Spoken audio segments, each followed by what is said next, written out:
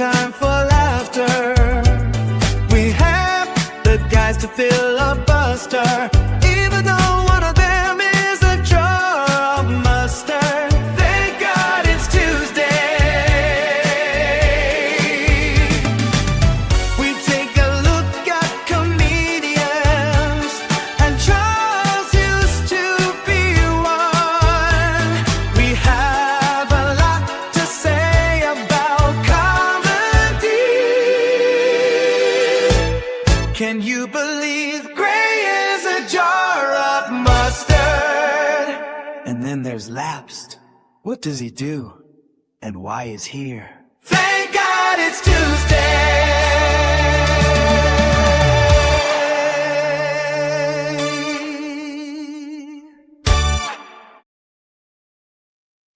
Oh yeah, it's not Tuesday, but it feels like a Tuesday on a Friday. Hey everybody, welcome to TGIT on a Friday. It's a very special Friday. We wanted to give you by popular demand what the people are demanding that we watch, and that is this Matt Rife holiday crowd work special, which it's so special, isn't it, fellas? But yeah, so we'll get into that based off of what Charles's audience requested that he sees, and what Laps just brought to us that we must absolutely watch. So, who are we to argue with this? No one. It seems like everything is pushing us towards this. But yeah, I'm Gray. Welcome to the show. To my right, we have, the professional comedian amongst us. We have Charles joining us from his channel, WILIscredia, YouTube at WILIscredia. How's it going, Charles? If I just wait another 4 days, I can have the calendar be a completely dry 2025. But thanks to this special that I endured, I have this little airplane-sized Baileys that I'm going to put into my coffee and just ruin the idea of being alcohol-free for 2025. That's what this man did to me. I hope you're all happy. I've watched it twice. The second time booze was required. I'm enjoying a lovely White Russian now, and it's helping cope with this. What can I say? It's taking off the sting. I enjoy it. But good on you, man. I don't know if I've got a full calendar year without drinking. At some point, it's medication and things like that have intervened, so don't give me too much credit. Well, fair enough. But now is the time for you to give credit, sir. So the audience gets to know you, and again, by kind of popular request, they want to know a little bit more about your feelings towards comedy. So, Charles, I'm going to ask you to blindly rank, without knowing what's coming next, Oh no. the following types of comedy. So, all you have to do, just a simple 1 through 5, 1 being the best, 5 being the worst, blindly rank these types of comedy. This The is like first the- one. Whoa. Hold. Okay. What is Let's this? slow down for a answer? second. Let me get my footing. So this is like the TikTok thing where you a thing comes up and This may be the thing. Who knows? 5 is the lowest, 1 is the highest. Indeed. Okay. All right. So I'm ready. Go ahead. All right, Charles. Blindly rank, without knowing what's coming next, the following types of comedy. Number 1, crowd work. Where do you put 5. that? 1 through 5. 5. 5, the worst 5. type of comedy ever. Okay, musical comedy. 4. 4. And with that, we're counting like the acapella type comedy. We're also talking like keyboards, guitars, Paint anything myself like into that. a corner here. Still a 4? Okay. What about character comedy? Like the Sarah Squirms thing might be part of that. 3. Or 3. Okay. What about wordplay? Where would you put wordplay comedy? Like punny comedy? Yeah, puns could be part of it. Entendres, double or single. So Stephen Wright could be considered. Yeah. I mean, could be. I think you'd go a little bit more like Gallagher when he's not doing the sledge-o-matic. It's kind of more wordplay. If I put this at 2 and then you have like puppets, and that'll be my number 1, I will hate life. I want to have puppets on the list. I'll say 2. 2. Okay. Leaving 1, your favorite type of comedy. Insult comedy. That actually doesn't seem so bad. I mean, Are you a fan of insult comedy? I think nowadays it gets more of the roast label, but Yeah. hey, it's all the rage. Thanks to you, I've been watching it. Actually, not well. Thanks to your suggestion and the algorithm just taking things and running with it, I've been taking in a lot more Kill Tony, and both my wife and I have evolved our emotions over this week or so. I still don't understand it, but I have a certain appreciation for it. And all the content that I've been suggested, there are a few too many like Kill Tony fans, like maniacs, like people who do content talking about who the worst guest was and like all this other shit. I wish Muppetry was number one. I'm just saying, Maybe. maybe there's a couple episodes that we have planned. We've talked about them in the past. Would we fit into this category? Is there Only a time different will one tell. for Laps though? Is there 5 new categories? Yes. Yeah. All right, Oh, well, it's going to be a find out. completely different category for Laps. Wait, But Laps? yes, I have a lapse in judgment where I didn't introduce our best, our foremost panelist, the owner of the channel, the host of Last Panel. It is Lapsed Comic Fan, the last comic being introduced or something. But sir, how was your Christmas, Lapsed? Our Christmas was fine. Christmas was fine. Okay. It was a good Oh, time. good times. Well, I'm glad we were finally able to get together. This was supposed to be a pre-Christmas super festive show, but Yeah. unfortunately, both Charles and I failed to get all festive for you. So I'm sorry, man. Thank you for still waving that banner for Listen, all. we're regifting this. This is I don't know, was it White Elephant where you give a gift that you already got? And what is that shit where Yeah. you like give a gift to someone else? Like the Matt Rife experience, the fact that we're giving this to you after Christmas, like is an extra It's a present in gift to all. itself. Hey, it's Boxing Day, man. It still counts. But Lapsed, sir, I know you're a fan of comedy, and we've gotten a few comments asking us to go a little bit further into our likes and dislikes of comedy. So I thought, why not have you rank blindly without knowing who's coming next? Okay. Some legendary comedians. I'll come Hey, next. what do you say, Lapsed? You want to blindly rank some legendary comedians for me? Yes. Ooh, why couldn't I get that? Okay. You might. Who knows? Oh, The night is young. Right. But okay, Lapsed. First comedian. Blindly rank him 1 through 5, 1 being the best, 5 being the worst. Okay. Gallagher. Hmm. Sledge-o-matic, wordplay. You know, he I'm- fits in two different things. Okay, I'll say 4 because there might be someone 4. worse. I'm not a Gallagher fan. Just say that. And I have seen full Gallagher tapes. I have seen them. So I do know like he does other stuff besides the Sledge-o-matic, and that's usually like the last 30 minutes of the show. While he's setting Yeah. up everything is when he's telling the jokes. So okay. I'm a fan of his work. Okay, comedian number 2, Bobcat Goldthwait. You know, Zed from Police Academy movies. He opened for Nirvana. I just remember him in One Crazy Summer as with his nocturnal twin brother, the Stork Twins. So there I you go, say 1 this. through 5. Way better movie guy than a stand-up, in my opinion. But he had the voice, man. He the did have the voice. voice. Oh, fuck, man. gimmicky. 5. Uh-oh. 5. Ooh. Painted. Okay, Carrot Top. Where are you going to put Carrot Top, man? 6. Scott Thompson? Why are you giving me such shit? I didn't think I was giving you shit. It's your choice. So where does Carrot Top rank for you? 1, 2, or 3? 3. Okay. The Dice Man, Andrew Dice Clay. Where does he cometh in your 2. list? 2. 2. Okay. I'm not a And Dice then fan. your number 1, Joe Rogan. Fuck! This is the worst list of all They're time. legendary comedians, Laps. Come on. This is you did this on purpose. Yeah. Someone did. See, he did. He admits it. Ooh, Damn it. there's no winning with that list. There could have been. Yeah. You gave me one legendary comedian. I love me some Bobcat Goldthwait, man. His movies are awesome. What can I say? And his stand-up's pretty fun. He's got a fire truck joke that made me chuckle quite a bit.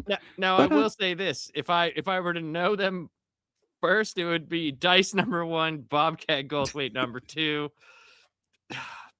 Gallagher number 3, Joe Rogan 4, and Carrot Top 5. I'd actually swap Rogan and Carrot Top. I think Carrot Top has a few jokes that he's written. Comedians. Okay, there's the one Rogan special. I don't know if it's his like third or fourth one where he's in the red shirt, where I did laugh at the Fear Factor's jokes that he told. I thought those were funny. I'll have to see it. But the rest, I'm with you, Charles, on the rest of them. I think they suck. I don't like. I don't even. It's like I don't even chuckle whenever I watch them. I'm kind of just watching them with a straight face, going, "I'm never gonna get this time back. It's never coming back. It's never coming back." Yeah, he's a great podcast host. He's a great dude for the art of comedy, the things that he's done as far as setting up camp in Austin and creating this whole other location for people to flock to. Right. He's quite an enthusiast for comedy, the whole Carlos Mencia thing. Awesome. But I don't know if I would put him on any Mount Rushmore for performers. Right. He's definitely a champion of comedy. Yes. But not a champion of being a comedian. Right. Yeah, I 100% agree with you on that. I do. He's not on the team. He is a good manager for the team, or I don't know. Guy who drives a bus. Well, it's been an interesting few days. So a ton of specials have kind of dropped over the last few days. Yeah. I don't know if you guys have noticed it, but there's a Chappelle one. There was a Tom Segura one. Jimmy Carr just released a YouTube crowd work special. And then from what I hear, Gervais is dropping one like on New Year's Eve. So, his is on New Year's Eve. It's been kind of a stacked one. And then, there was a couple of other ones that I kind of found really amazing. So, it's a huge time for comedy, as it were. Adam, I'm sorry. Can you highlight Adam's? So Adam says 1 George Carlin, 2 Robin Williams, 3 Richard Pryor, 4 Bill Burr, 5 Dennis Leary. Yeah, your personal list. I would go with his list over Lapsed. That's all I'm saying. You mean out of the stuff you gave I'm just saying, his legends, they speak to me a little bit more. I didn't get to pick the legends. You picked. You're all over. You know what? I give up. My list sucks. But that is a future one that we'll have to do. So kind of think about it. But either Supreme Court or Mount Rushmore of comedians. I think we could come to some awesome decisions on that. Only ones I'd take me off there. Maybe they wouldn't be on my list, but I still think they're funny. Like I like Carlin, I like Pryor. I think Burr's funny. I don't get Robin Williams. I don't get it. Yeah. I don't get it. And that's it's awesome. But here's the thing. I've literally been in a room. Remember when he did his last special? It was like on HBO or something like that in like 2003, 4, 5, something like that. In New York City? Might have been. He had like a black button-up shirt on. He was sweating like he always does. You're gonna have to narrow that down. So I was in a room with like 2009. Okay, Adam got. Adam said 2009. I was watching it. I'm watching all these people laugh. I'm in a room of like 12 people, and I'm like this. So it's just something I don't get. Now, I'm not saying that, I can understand why people like him. He's an endearing person. Like, I love his. Can you name a better genie? No. I'm just saying. Yeah, as far as genies go. That's the other thing. I think the dude does really well with comedy material movies where he can ad lib and add his flair to that character. Yeah, he's like a great ace of spades if you're having a dramatic role, but you need some sort of comedic flair. Like he's, that ace in the hole if you need some sort of like Patch Adams thing. Right. I just don't get the stand up. And I'm not saying like it's bad. It's just something that I just never got. I just never got it. So he's charismatic, but his 100%. Yes, charismatic. Material is a little bought. Allegedly. But that's the thing. Like he has the reputation of he would make it right though if he supposedly stole it. So hell yeah. I like that more than like a Mencia type. But for sure. Yeah, for sure. And yes, he has on multiple sweaters all the time. or did. But yeah, have you guys got any comedy in the last few days? Last week or so since we've done the last show? Lapsed. I watched Dave Chappelle's two closer bit. I watched that. I actually wanted to ask you, Greg, because I figured we'd wait for the. What did you think of the second bit? The second closer bit? I mean, I think it's, I don't know if I'd call it a second closer bit. Well, he did. Said he closed it two different ways. No, so that's, I didn't think it was as strong as the second one, but man, does it kind of tie a bow on everything for me. It does tie a bow on everything at the end. 100% for sure. I agree. And I dig it, but I'm kind of a simp for him. Go ahead. If he's not on my Mount Rushmore, he is damn close. He is at least on my Supreme Court of Comedy. I love me some Chappelle. I don't think it's his strongest, but man, it touched on so many things of today. Some of his seem like they're kind of more timeless specials. I don't think this is going to be one of those, but I still loved it, man. That's what I was actually going to say. I think for me, it was my least favorite out of his, just because it is going to be so time sensitive. It is just because, like, I was going to ask you, what did you think about him talking about the Saudi comedy thing? I loved it. I've wanted to get into that. I thought it was funny as fuck. I thought that was funny as fuck, the way he approached it. I thought it was. Same. And then he was able to justify the things that everybody is kind of talking about. Like, there was one quote that everyone kind of picked up and kind of ran with. And I wanted to talk about that on so many different shows that I've been on, and everyone kind of was like, nah, let's not. But man, I have opinions on this whole Riyadh Comedy Festival, and I think people are blowing it way out of proportion. But maybe that's just me being a simp for comedy. I think we established I'm a chuckle bunny. I enjoy, the comedy and all. Which shows did you bring this proposition to? Because I feel offended. I don't think I was offered any sort of... And there was a couple other ones. I kept trying to bring it up on MSK, and he would not go into that. There was a couple other things, but I kept getting shut down. Yeah, there's that. Yeah, MSK doesn't want to talk about actual topics. He probably couldn't turn that into like some sort of, checklist of joke that he likes his brand of humor, if you will.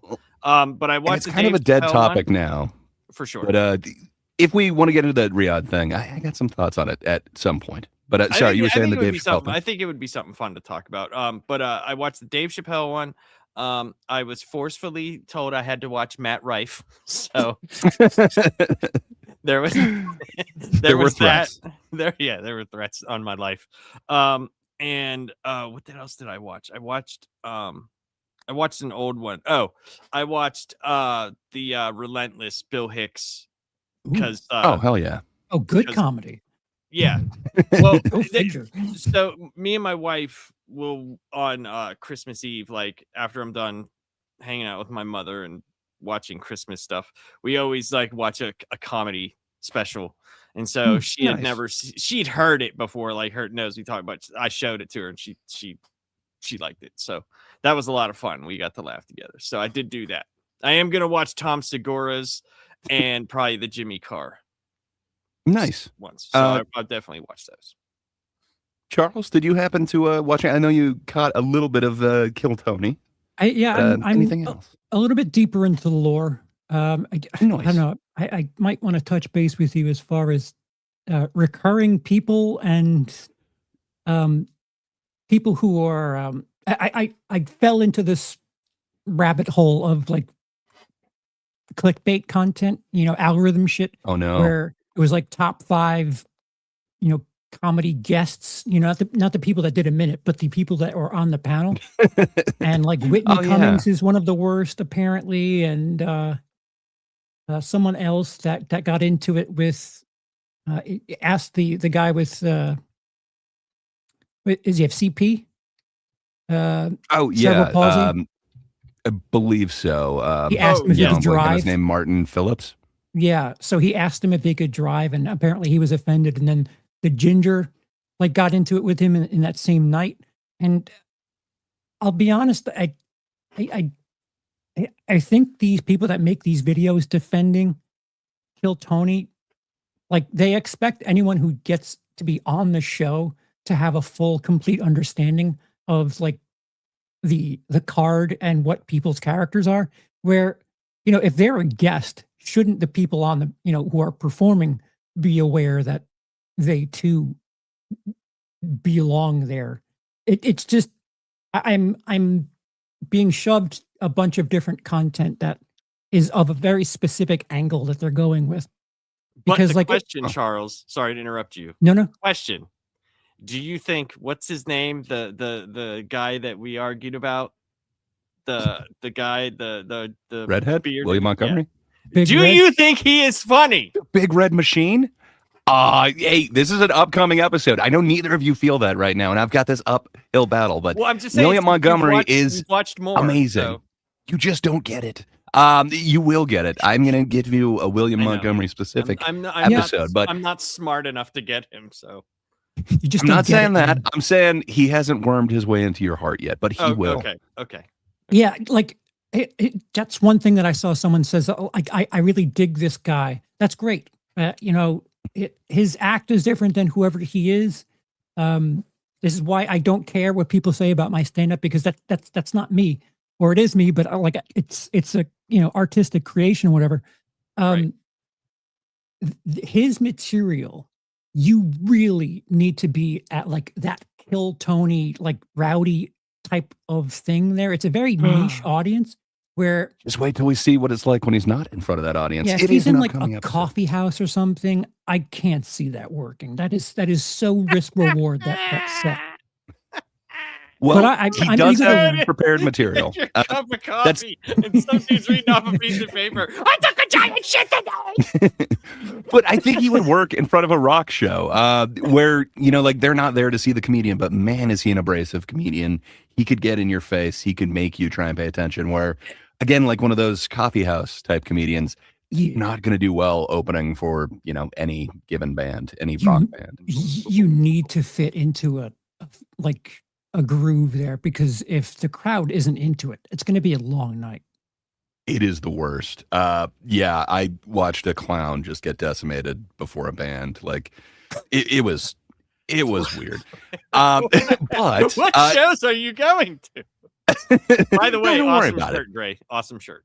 Love the shirt. oh, thank you. I figured, you know, White Russians might as well abide. It is that time of season. But Charles, it looks like Sean has given us a most generous super chat saying, "Who is your favorite comedy actor or actress?" Cheers, Which is Sean. indeed quite a big, a wide spectrum, if you will. Yeah. Who do you find the funniest out of anyone in the world? Go. Just kidding. Yeah. if you have need one, a go minute ahead. to think. Yeah, I was gonna say, if you need a minute to think, I've seen a ton of specials over this last week. Bobby Hoffman got her Wake Up special released on Netflix not too long ago. That was awesome. I somehow watched Brendan Schaub's You'd Be Surprised because of Lapsed, and he was saying, "No, you guys watch that first or that second one. It's not Gringo Poppy. This is when he had material."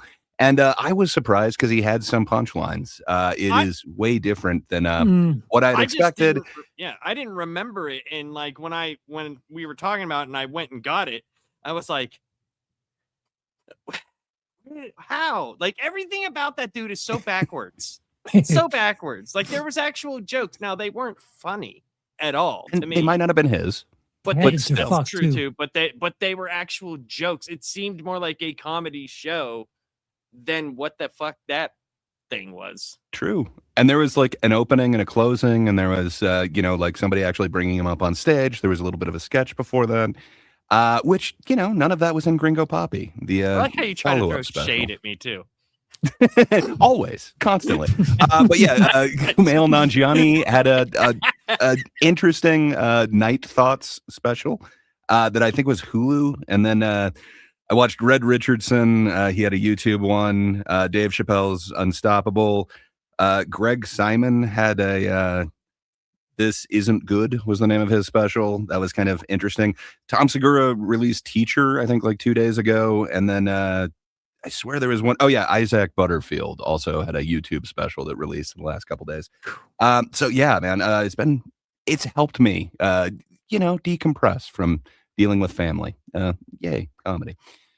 But Charles, I spent some time. Who do you think your favorite comedic actor is? I Would you go believe it or Robin Williams as well? no, I think it would be Ben Stiller.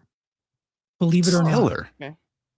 Stiller. Yeah, as an Huh. actor and as a director, like I can't think of anything like Cable Guy is slept on. Granted, he's not really in that like at all. Like he's the twins on trial in Cable Guy. Tropic Thunder, I think, could be the funniest thing of the 21st century. And that was, not explicitly because of him. Robert Downey Bob. Jr. stole that show. Bob. Indeed. Robert Downey Jr. is way up there. Yeah, there's so many actors that can kind of take on that comedic bit as well. Last, what would be your favorite comedic actor? Before I get to that, Or Bob actress. Loves Movies says, "Good evening, gentlemen. Just dropping by to say that I hope you had a Merry Christmas and have a Happy New Year." Hey, Bob. Hope you're doing well, man. Hope your family, everything was great for you on this awesome Indeed. holiday. Me,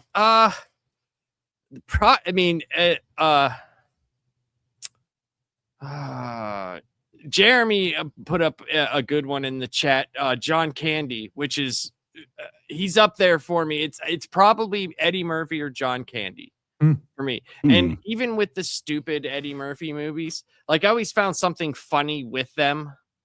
Like, because my kids grew up during the time where he was like, how Ice Cube was like gangster rapping, and then he was like lunch packing, for in movies for kids and stuff. He was like that dad, and that's kind of what Eddie Murphy turned into. With they kind of did the Nutty Professor and like those type of things. Even though those movies in the 90s were strong, in the 2000s it was like, oh, what are you doing? Well, a that's what I thousand mean. words. Like, I didn't really care for them as much, but that's when my kids were young. So I did have to watch them, and even if I didn't care for the movie, there was still something at least I found funny in it, some here or there.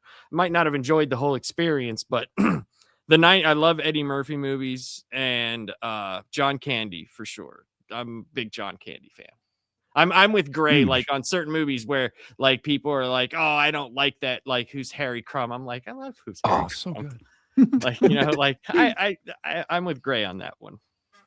I love that one so much. So I love all those guys. I think I'm going to throw a curveball, and I'm going to go with, something that's really, I don't know, left field or something. The gentleman right over my shoulder there, Stavi, baby. Come on, he's in Bologna or whatever the hell it's called. Begonia? He's in Begonia, Yorgos Lanthimos film. He's in his own starring comedy where Let's Start a Cult. I gotta say, Stavi is one of the up and coming guys. He's gonna be a hit. But Based on yeah, two I don't roles, know. Huh? He's been in like 4 things. He was in another one where he played a passenger on a bus last year. He was the best part of the whole movie. I'm telling you, man. We're at the start of an amazing career. So yeah, I think I'd go Stavros Halkias. Adam Buskirk has a good one too. Tim Curry. He says Robin Williams for sure, but Tim Curry is underrated for comedy. I was tossing and that turning is for that. 100% true. And I Tim Curry will all the funny stuff he has done, but just for the Home Alone 2 dissolve of the Grinch to him is like one of the best things ever. And my son got to see Home Alone 1 and 2 for the first time ever. This nice. This past week. So, and he loved them.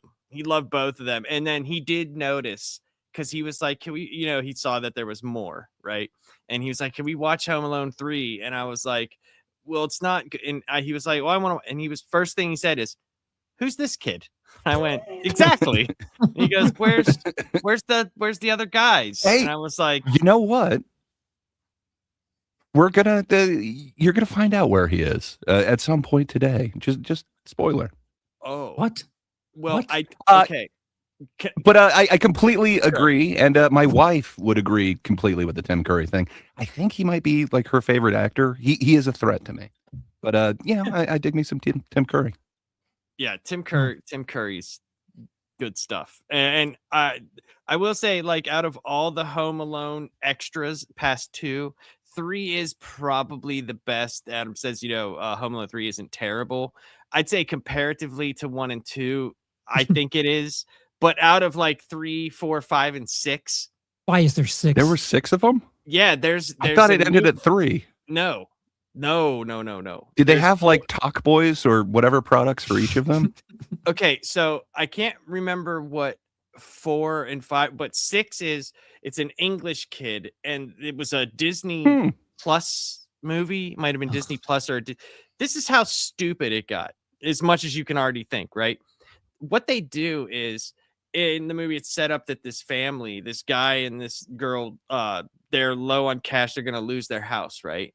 And their friend or someone comes over. I can't remember how exactly it goes, but they think that the little kid steals a doll, and it's this doll that like has this messed up head. It's like an upside down face, kind of like the kid from Family Guy, right? And they find out online that they can sell it. It's like going for like $200,000. Well, they can't go back, so they got to go. They were going to break into the house and get the doll back, right? But it's done in a way that the kid misinterprets, so Home Alone ensues. But the whole time you're like literally feeling bad for these people because they're gonna lose their house, they're gonna lose their Christmas, they're gonna like, you're literally rooting for the people to not like get hurt. It's like, just give him the damn doll, and then when you find out, oh, he didn't take the doll, it was someone else, and you're just like, Jesus Christ. Yeah, Lily Forever, Home Alone. So Adam brings up that 4 and 5 have French Stewart playing Marv. Wait, so the Wet Bandits are throughout all of them? So French Stewart, huge he deserved so much more. I think he's an underestimated actor. He was in some really amazing films that I absolutely love and that nobody has ever heard of. You spoke for Stavi, so go ahead, take your actor with his 2 roles and just spit upon French Stewart like you did. It's fine. I'm sure he's Love not watching. Stinks is great. Of all time. Of all time? Well, I'm just saying, French Stewart was in this amazing movie with it's so good, man. I like French Stewart. I think he does good as underappreciated that character. You know, Love Stinks was the one character he plays. Love Stinks was great, but I'm sorry, man. It's no. Well, nobody's ever heard of this film, but it's great. What can I say? It's got Matthew McConaughey in it. It's got Ben Affleck in it. It's got a very young. Oh God, now I'm blanking on everybody involved in this, but it is such an amazing cast. It is so stacked, but yet nobody has ever heard of it, and they probably shouldn't because it's not a great film. But sorry. I'm blanking on everyone involved in this. Sold. Sold. Give me 5 copies. Sold. For me. No one should, because it's not good. Hey, that's a good segue into what we actually are reviewing. No deal. We're not going to actually review anything. I'm good with that. So what was your overall thoughts on this? I think the one pushing for this one the most was Lapsed. Why did you insist that we have to watch this? To be fair, it was chat, and they really like torturing. To be fair, he hates me so much. He's like, I'm tired of talking to this guy. I'm just saying. Okay, so I completely blanked on the name of the film that I was looking for. But okay, if I was to tell you that there's this film starring Ben Affleck, Sam Rockwell, French Stewart, let's also go Kristen Bauer, Alyssa Milano, John Rhys Davies, Matthew McConaughey, and let's also throw in, I don't know, Spalding Gray and like a Megan Ward. What would you think about this amazing 1995 film? I'd think it was a favor to Kevin Smith for 5 seconds. It wasn't. He would have hated it. It's called Glory Days. It's this like kind of stupid punk movie. I just absolutely love it. NoFX does most of the soundtrack. Oh, fantastic. That's awesome. 1995 Ben Affleck. 1995 Ben Affleck is not something that... But it's 95 Alyssa Milano, too. We're talking like post Poison Ivy. Poison Ivy. Poison Ivy. Boobies McClanahan. Yep. Yeah. That's a great cast. That's a great cast, though. It's a stacked cast. I love it more than I should, but man, is it fun. Good times. But sorry, I diverted from the thing. Lapsed. Why do you insist that Charles must watch the Matt Rife Unwrapped holiday well, crowd Gray. work special. Well, Gray, since I annoy you so much already, I thought I'd pass it along to Charles. I'm the gift that keeps giving, you know. No, it's man, this was hard to. I want to hear Charles's opinion because I'm pretty sure just by the way I look, you could kind of tell my opinion already. Like I'm whiter than normal tonight, so it's not gonna be looking too good for Mr. Rife. But I don't know. This whole show kind of felt like a plant. I don't know why it felt like that to me, but it didn't feel as natural as like that crowd was there to specifically see Matt Rife. They may have been there for other reasons, but I think yeah, they were paid. Perhaps some of them paid to be there to watch Matt Rife, but That's weird. Not genuine fans then, huh? That's odd. Yeah, I don't know. There was just some parts in it, and I'm sure like Charles probably be able to explain it better because like some of the jokes felt like maybe they were planned. Like he knew, what? he knew what But it's to crowd say. work. You can't do that. That's not crowd work.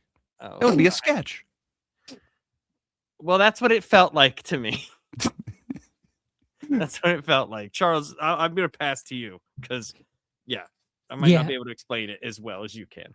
So I wanted my patrons have my sincere reaction as I watch it for the first time. So if you're on the WILIscredia Patreon, you can watch the special with me. And I promise you, this is the first time I watched it.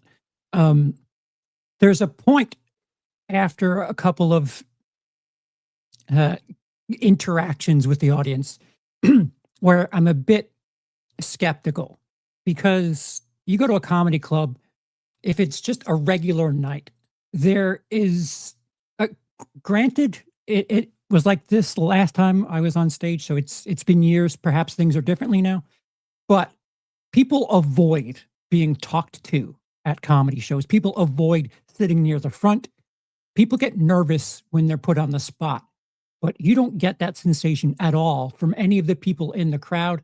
They're comfortable speaking, which is really abnormal. People have like a death fear of speaking in front of crowds, but every person that was spoken to was really comfortable with having a back and forth and having a microphone on them, even though you don't ever see a microphone, which is, I have more suspicion on that. And like there's a magician that just happens to show up and fully loaded with a card trick. But he said right after, "I've never met you," right? So clearly, like, there's no. Oh yeah, well, magical magicians plan. never do that. So you know what? You're right. I foolishly thought incorrectly, but yeah, there is a ton of things that I feel suspicious about, and nothing feels squeaky clean. Nothing feels spontaneous.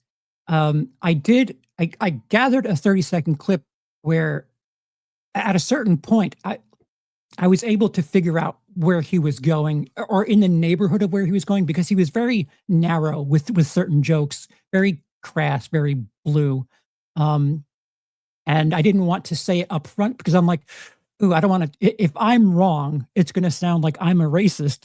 But after a certain point, I was like, all right, let me start chiming in on this. And this is me predicting a joke. Lapsed, if you have that clip, yep, this will help. Thank you. Troop in Phoenix area and take them camping for over a week. Got to be a pedo joke coming, right? If we're going to lean into stereotypes, no? Every summer. Oh, that's awesome. Chris Hansen, will you come out real quick? Like, this is part of the issue where, like, some of it just writes itself. It doesn't feel very, it doesn't feel max effort to me. Like, it's just very shortcutty with the things that he's going to. Yeah. So him saying, Chris Hansen, can you come out? Like, that's all you got for that? What if you just watch Predators as well? You never know. It is kind of timely. his reference there. You're right. None of this feels like max effort or anything like that. And, you know, I mean, you put it as number 5, I believe, crowd work. Yeah. So, I mean, like, is crowd work ever going to be, you know, max effort? You do kind of lean into stereotypes way more because, you know, it's something quick. It's, oh, you said you're a dentist. You know, then you got to go into every single one of the stereotypes for that.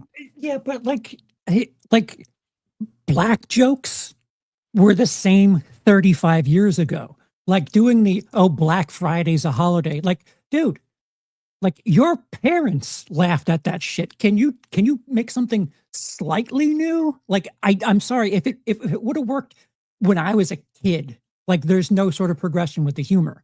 And there's nothing new about the jokes. It's like, it's just, if you know, all right, we're going to do race jokes. There's like a handful of things that you can just, you know, feed right into this stereotype, and none of it really. Well, I guess the modern version of leaning into something like that would be like, oh, a black guy's gonna get shot by cops. Like, tee-hee, isn't that funny how things like that happen? Like what do you? I mean, what is that?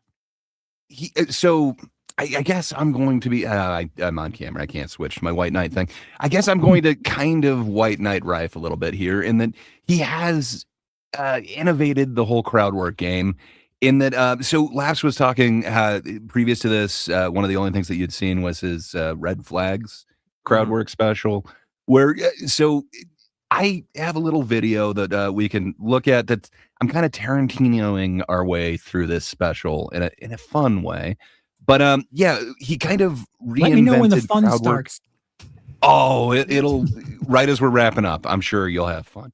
But yeah, so what he did with crowd work is he kind of gets the audience super involved so that they want to come out.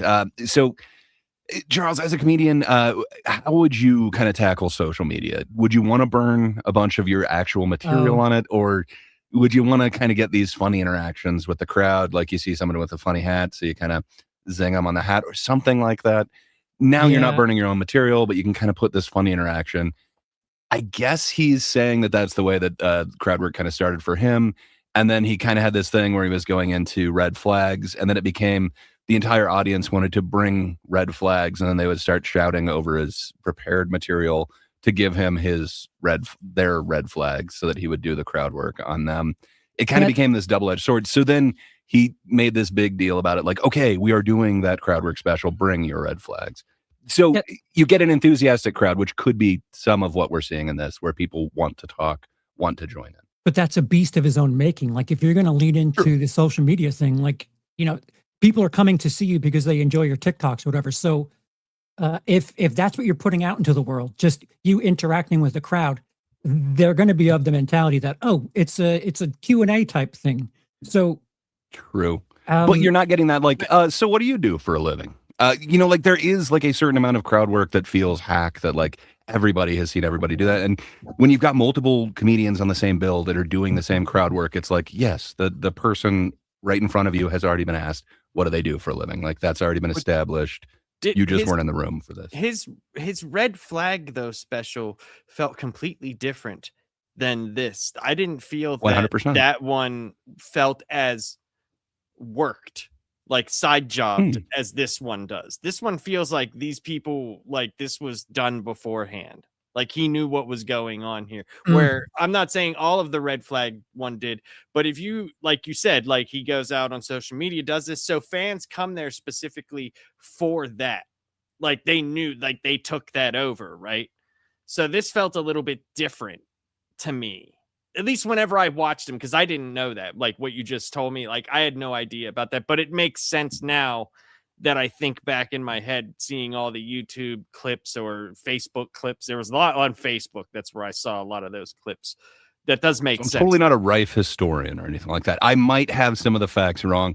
I kind of know his tale from a few interviews that he did, where he kind of explained it. But that so makes he might sense, be bullshitting, saying this is the only reason why I do it. But I'm not sure, because he always says like it's maybe like 10% of his act is the crowd work thing, and you know, I actually saw a dude maybe like a month and a half ago now, Jimmy Carr, when he comes through.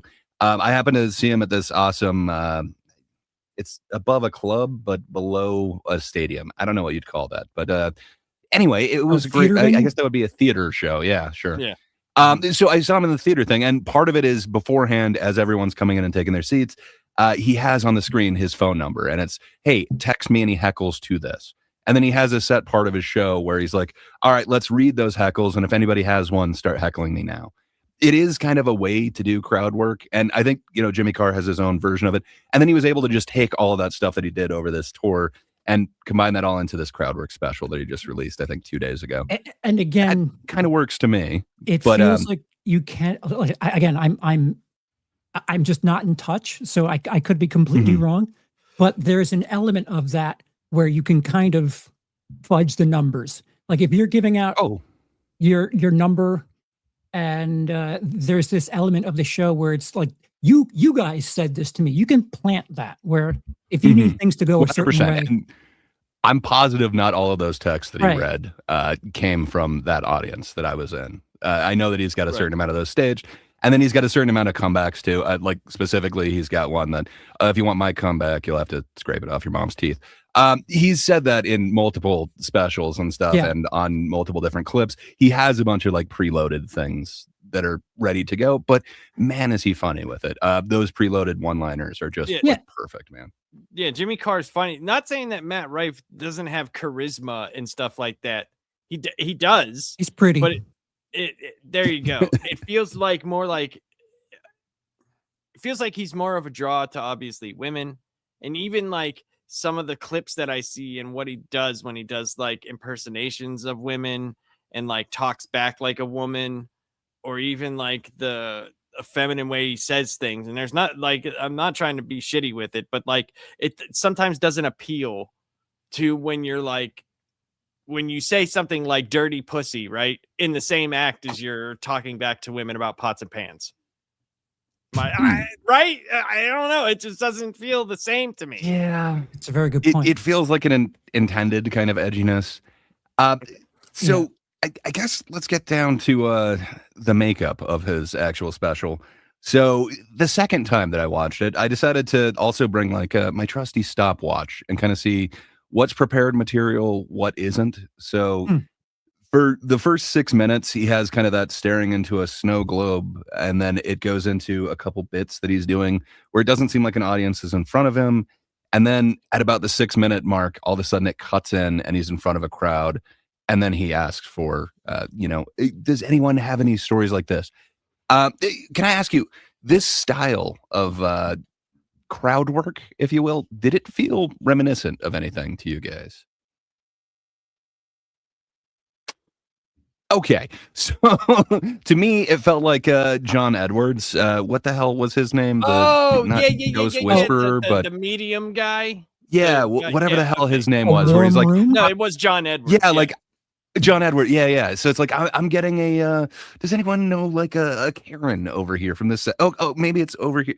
And it just felt like he was doing that with a bunch of these premises. Like, okay, has anyone ever received a bad gift? Has anyone ever had like a bad time on the holidays? So fill that in for people who don't know who John Edwards is. He's a crossing over. That's what it was called. Crossing over. Thank you. Like a mind reader or whatever. Like no, he called himself a medium of some kind. He was a medium, and he would like have a Geraldo type set, and he would be like, I'm getting someone's talking to me that a grandmother just recently passed away from cancer, and so it'd be like, my grandma passed away from cancer, and then he would go into his, this is what this is what I'm getting from them, or whatever. The thing about those are they would interview the people before they sat down, and there'd be a woman backstage who had a microphone that says, oh yeah, so this person has a grandma, M is the first letter, and like that was part of the allure of him, and people genuinely believed it. And I think it's shitty to play into people who are like, looking into it's definitely manipulative healing. So that type of method does feel like it's called a warm read, and sure, I do think that there's some shared elements between that and what Rife was doing with, like I said earlier, you watch any sort of things where they do crowd work, and just keep track of how often the person in the audience stutters or stammers, or like just has a trouble saying things like, "Oh, and just keep track of that, and then go watch the Rife crowd work thing again, and realize how utterly confident most, if not all, of the people in the crowd are, and that's just not the way things happen. People sure. there with their parents, and all four of them are just like, we're going to talk, and we're comfortable, and there's a point where, like, Matt Rife is done with him, but then he keeps talking, and then the father keeps talking, and it's like, I don't know people who would be that comfortable like that. So it feels plant-ish. It feels like the room could be papered, which is paid for, or provided free tickets. They could be relatives of Netflix employees.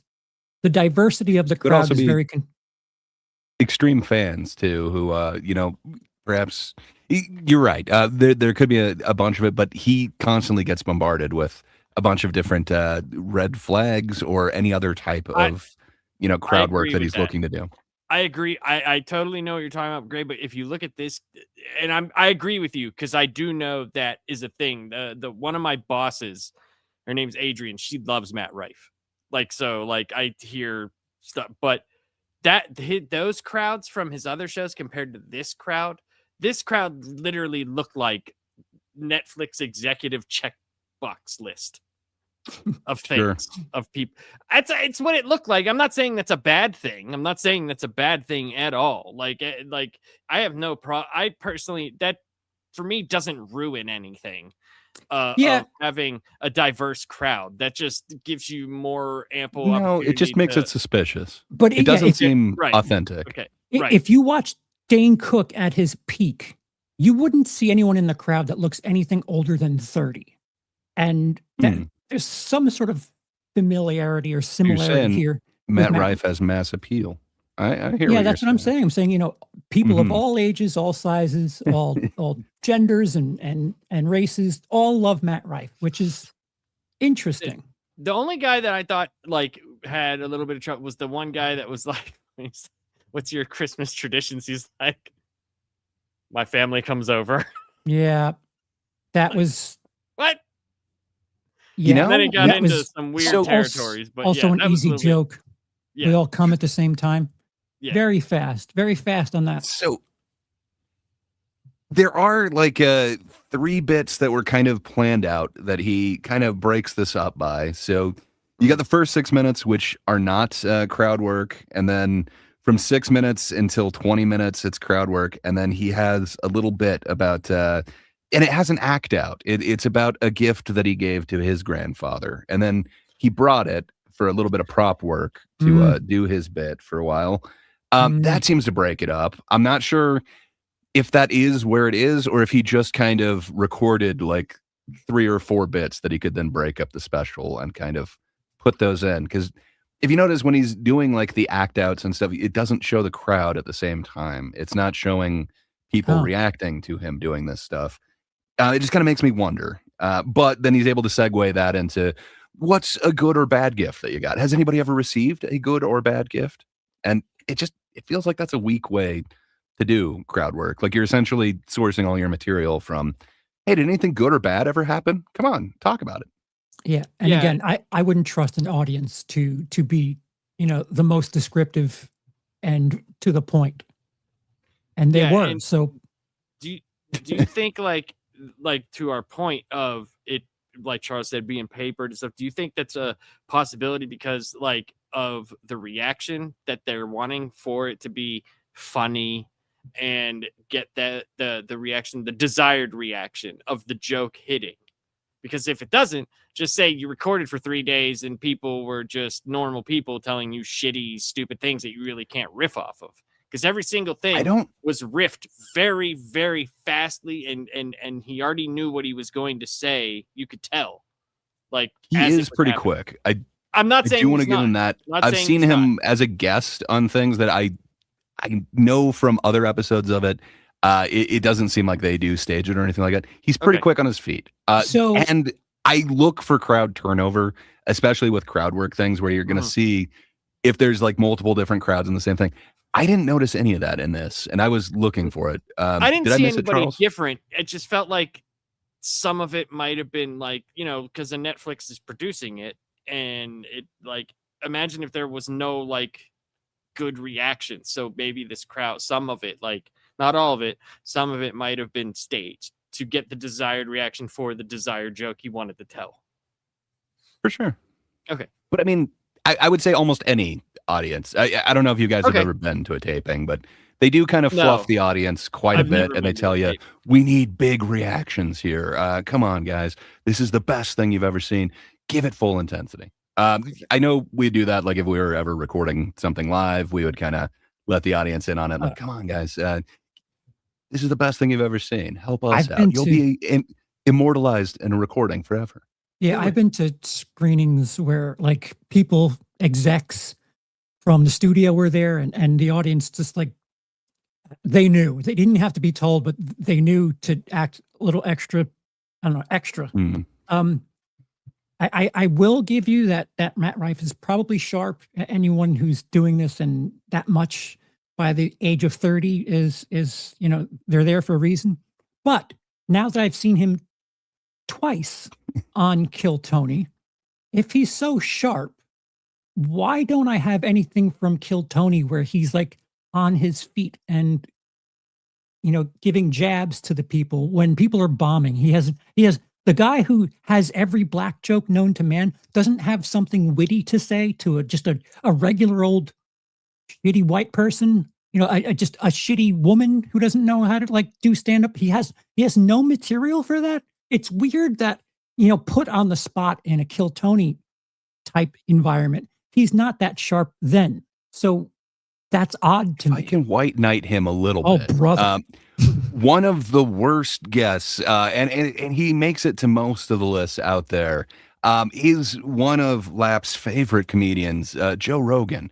He's been notoriously bad on Kill Tony, where he's literally just quiet the entire episode, including the one that I believe you have watched with Tom Segura and Joe Rogan. Yeah, where it's like they just don't say anything the whole time. Like, and granted, I guess they were on edibles and whatever else, so they're kind of just enjoying the shit show that's unfolding in front of them. But yeah, I was kind of surprised that certain other people weren't on the list that you saw of the worst. Yes. So I'm just saying, I certainly agree with what Laps is bringing up about this particular performance. About his number one comedy legend? About Matt Rife and I plead the fifth. It feels a little suspicious. And considering that I've seen Matt Rife on 2 separate occasions as a guest on Kill Tony, where he doesn't really add much to moments where like you could be off the cuff and contribute to, like someone just has a bomb set and he can kind of save the show as one of the professionals on the panel. I haven't been convinced that he's as sharp as you're making him out to be. Granted, I've only seen one of his specials, so it's certainly possible. Like, yeah, he's got 35-year-old black jokes that are just incredible. I mean, bravo! I've never seen an act like that before in my life. But until I see something like that, I don't have any proof that he's sharp like that. Oh, you want some proof? Hey, Lapsed. So we've explained this. Would you be willing to share that video? So for this special, Netflix was able to put out 4 clips from it. So I figured those are probably fair use. And then, there's this interview. So I kind of Tarantino'd this interesting journey that I'd like to take you on and allow the audience to view this for themselves and find out if he is super sharp and just needs to do this. Okay. Christmas Eve, I would read "'Twas the Night Before Christmas" to my kids, but I would change the words in the book. You would read "'Twas the Night Before Christmas" to your British, kids, but change the words in the book. Yeah. What's your accent? English. English. Nice. Okay. Original Christmas. You're mad-libbing this book to your kids? "'Twas the night before Christmas." Give me an example of something you might change. The night before Christmas, and all through the house, not a creature was stirring, not even the bailiffs. Not even the bailiffs. What the hell does that even mean? Like, aren't the bailiffs like on Judge Judy, like Bird is the bailiff. It's like the officer in the court, right? I think it's or is something it different in a the prison UK. guard? Okay, my bad. A barrister. I don't know. Because the house Yeah. is a prison. Okay. You know what? I like a British tradition. This is a new aspect of the show. I've been to England a lot, and I have a lot of fun with it. The shows are very good. The people have always been good. You guys are just a little weird. But very good traditions. I don't know if you guys know this, but when you come inside of a British girl, they call it a shepherd's pie. Yeah. That's true. They do that.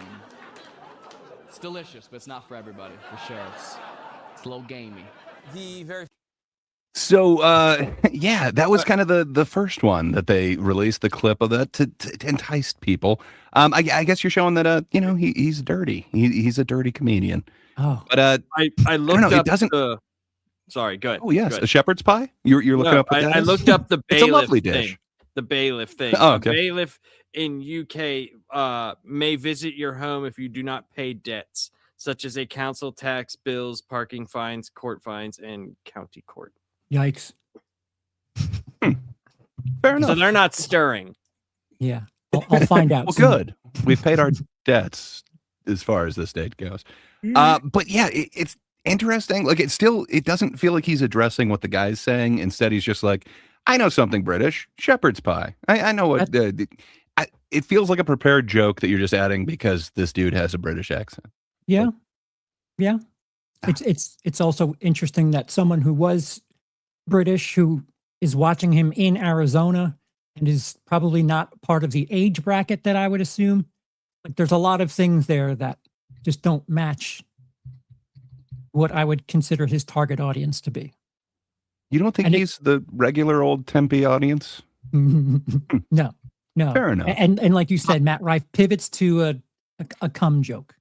Like, yeah, okay. I mean, it's a trick. If you watch someone, like if you were with Matt Rife on this, like when he was prepping for this show for like, I don't know, 4 nights, you would be sick of some of these things and you'd see the way some of these situations present. And it wouldn't be I think that's part of the problem that I have. Like I've seen so much, like dozens of thousands of hours of comedy where like some of the magic gets it's rusty to me, where it just doesn't have that same shine. I'm pretty sure if I saw him perform for a full weekend, I can get you in the neighborhood of where he's going to land on a joke. Yeah, it seems like you were way ahead of most of them, and they are kind of stereotypes. Yeah. The one thing that I didn't see was like his extended bit where he was trying to get his cameraman laid. I don't know. That was interesting. But that took up like a good 5-minute chunk of that. But good on him being one of the bros. But on top of all of this comedy, he went out and promoted it. So where better than a morning show? And then you truly get to see how sharp he is on the morning show. Funny, Matt Rife is known for poking fun at everything and everyone, and now he's taking on Santa. The Netflix special is called Matt Rife Unwrapped, a Christmas crowd work special. How do you even know Christmas has began in Arizona? This makes no sense. It looks the same year round. I just can't imagine hanging up Christmas lights when it's 85 degrees and sunny outside. Whole town just looks like a Margaritaville. That's just so different from me. I grew up, I'm from Ohio, so like I love a white Christmas, dude. I'm sure a black Christmas is fun too. I'm sure it's equally as fun. I've just never been I'm sure nobody could have seen that coming from the whole white Christmas thing. There's I know, no I way didn't. to do work off of that. So this is kind of that 6-minute chunk at the beginning where perhaps this is in front of the audience, perhaps it's not, but this is towards the end of that where maybe there's a little magic where it went from him sitting in the chair to this part, to the crowd work. Is this part where he's like Black Friday or Black Sunday? It was one of those things where it's like, yes. It was such a slow moving target for me. I was like, get there, just fucking get there already. Yeah, white Christmas, black Christmas, black holidays. Then it goes to Christmas money, and then the Kardashian things, and then it goes into a Lamar Odom thing. It feels like it was definitely kind of a rehearsed bit that goes into a bunch of different areas. But yeah, it's all playing off of that term, white Christmas. Where else could you go from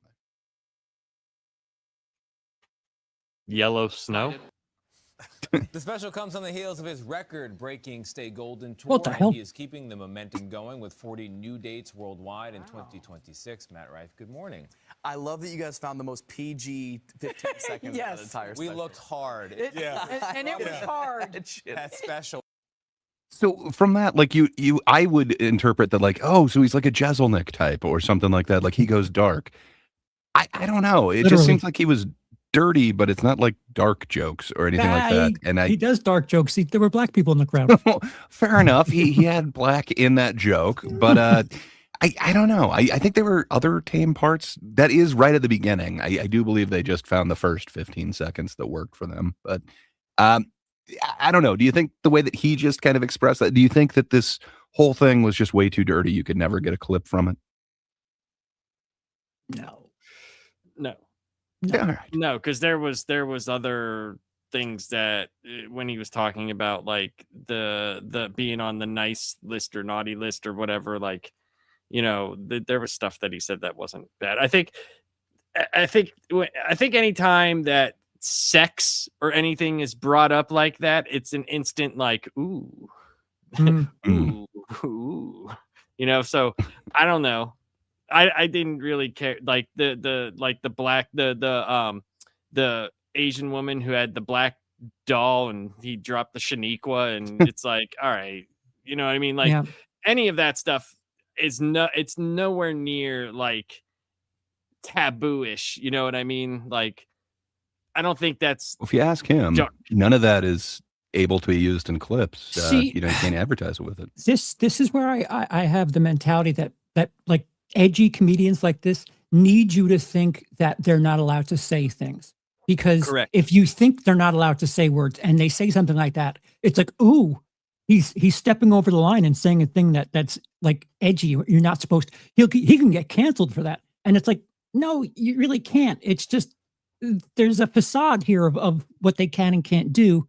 And if you make it seem like, I shouldn't have even been saying this, but here, it's a little fabricated. And I'm sorry, the material is, I don't know. Again, Andrew Dice Clay would have been saying something very similar, if not a little bit harder, 40 years ago. Yeah, and it probably would have rhymed. But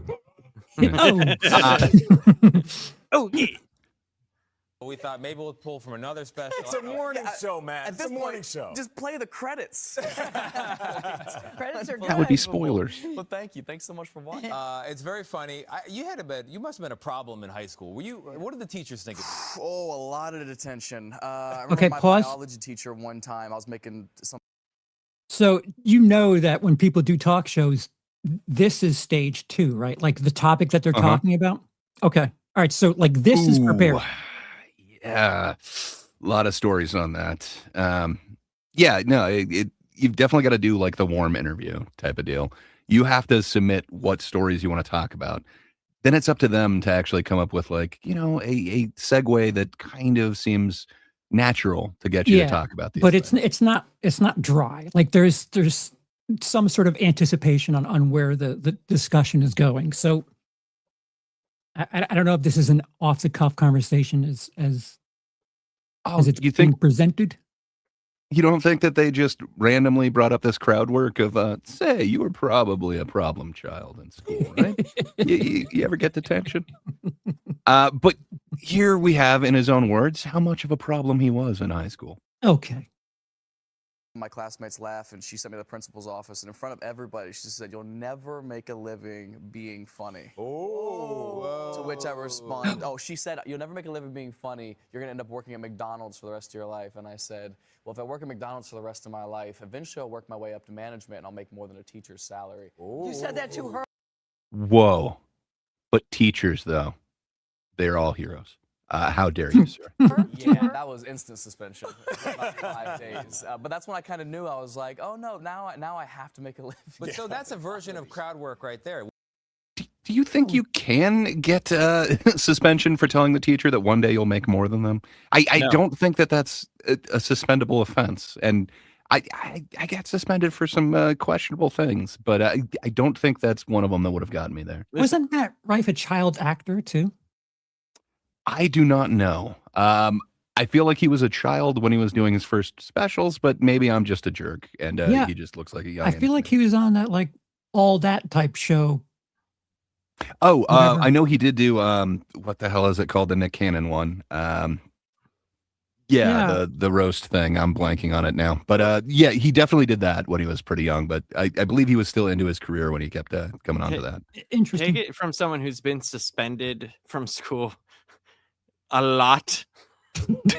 I have said much worse and didn't get suspended. Yeah. Mm. Thank you, Jaden. Wow. Yeah. Yes. Wild Now. Thank you. I was Wild blanking Now. on that completely. I could have told you so many different comedians that have been on there, but yeah. That also gave David Lucas quite a start. And then Maddie Smith is one of my favorite female comedians. Just, man, she was awesome on there. It's fun. I like roast. If you didn't like Kill Tony, you'd probably hate that show, but it's a fun time.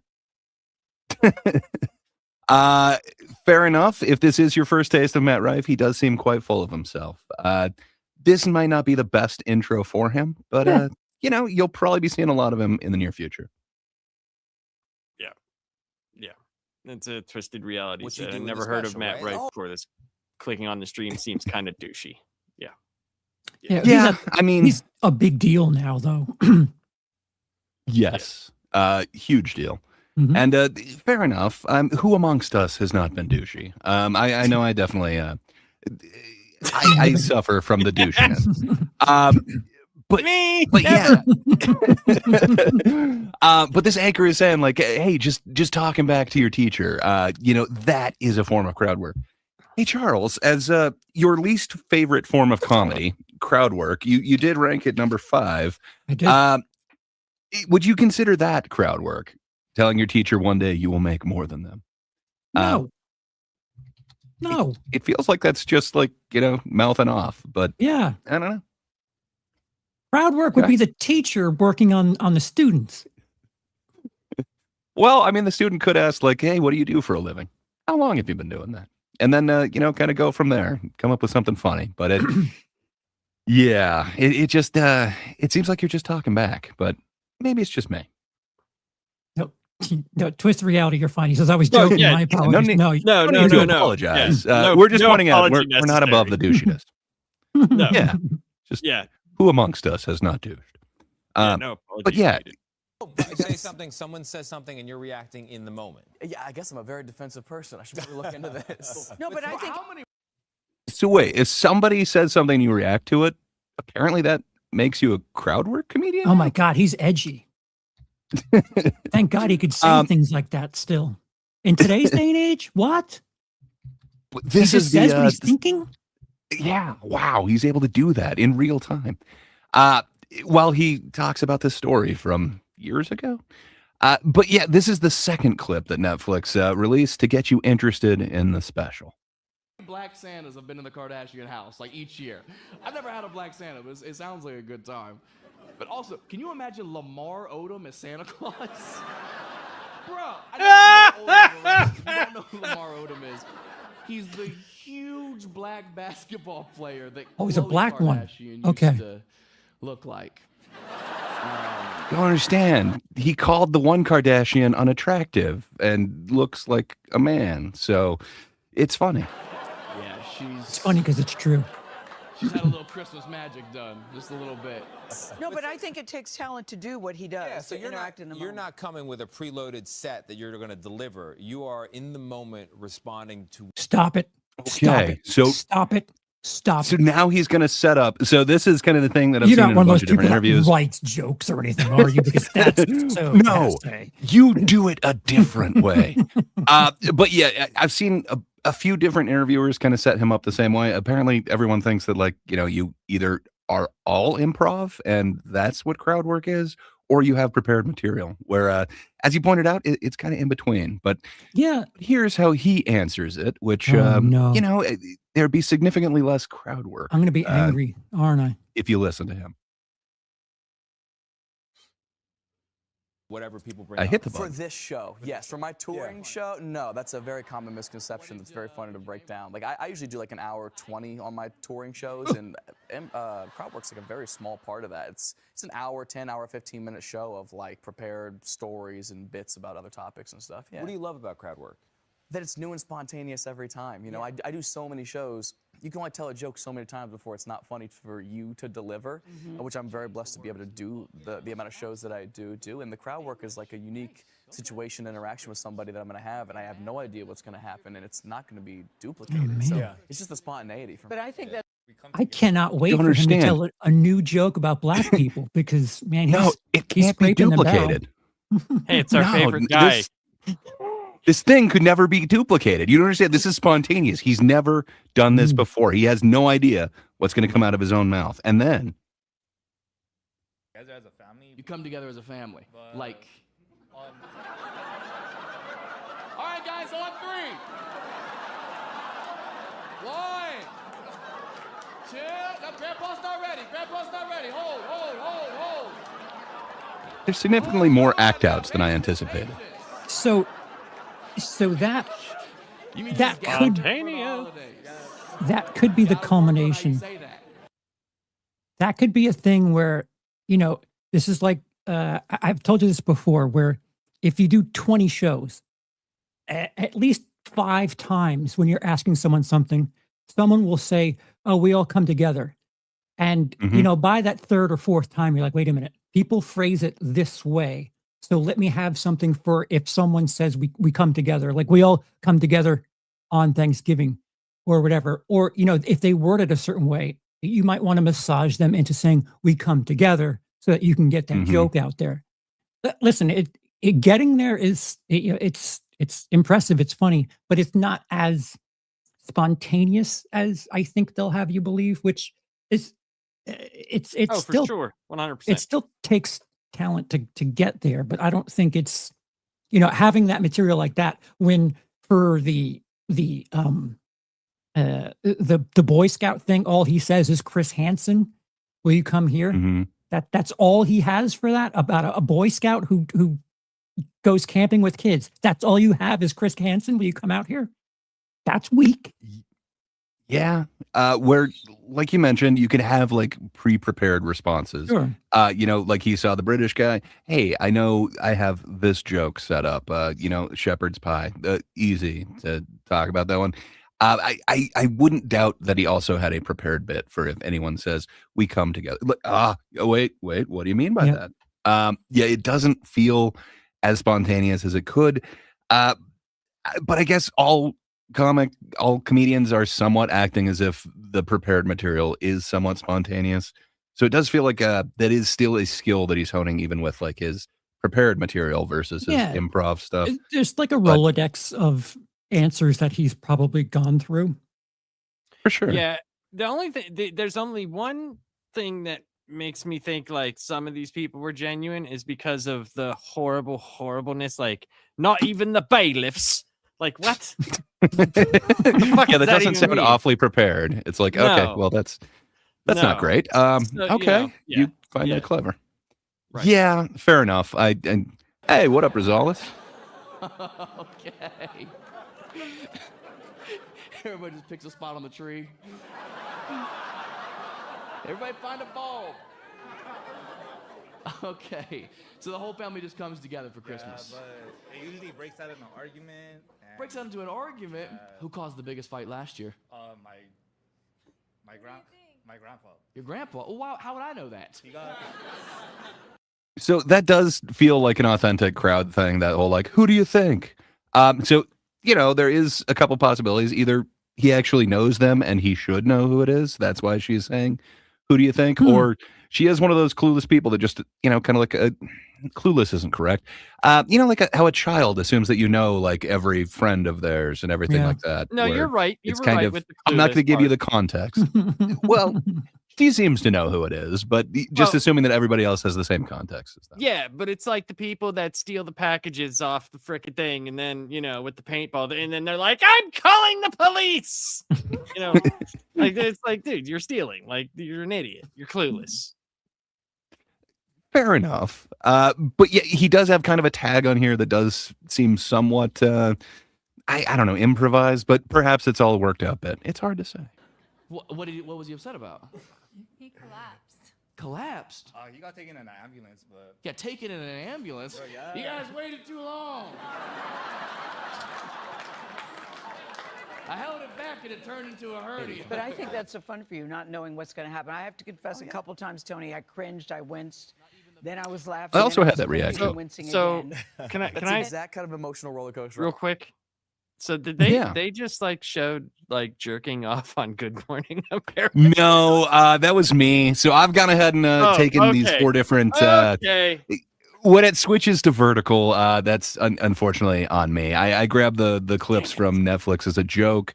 They released 4 different clips to promote this special. I was figured those really are hoping fair game that on that, YouTube. you know, that happened. That No, would've made the only this- one that they included was that first one. was That the first one. Okay. Okay. yeah, it wasn't the Black Christmas, but it was the first one that was actually full. Yeah, Bailiff. Thank you. But yeah, Barris, in it. in it. In it. Is that what you want? Because when people cringe and when you sort of like that, true? Yeah, of course. Comedy is meant and built. Mission to walk the accomplished, line. then. Like that's the very rare freedom that we get as performers, and I love. Oh, that. but I Do thought you ever worry can't about talk anymore. crossing the line?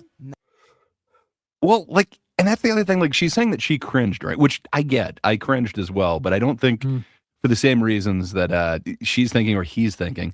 But this isn't like cringe type of humor. No. It's not like like Tim Robinson's, like where it's just awkwardness. Where it's, I don't know. That to me makes me cringe, but I love it. Where this is like, that's really where you're going. Tired.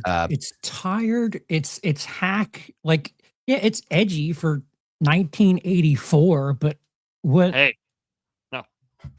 Don't you dare make fun of 1984. It was a good year. What So what these do you jokes were relevant.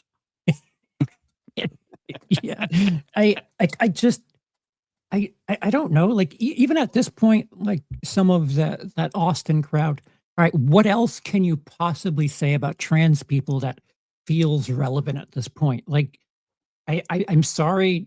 Once everyone has a joke on it, it becomes, airplane security. Like, yeah, okay, everyone's done something on that. What do you have new to say about this? And Black Christmas, that type of shit. Like, no, you're not breaking any sort of ground here. This is tired. It's lazy. It's hacky. I'm just a fucking Grinch, and I don't know. Well- Again, I've seen thousands of hours of comedy, and when you see a certain thing repeat itself, it's like, okay, you have nothing to add to this. Nothing.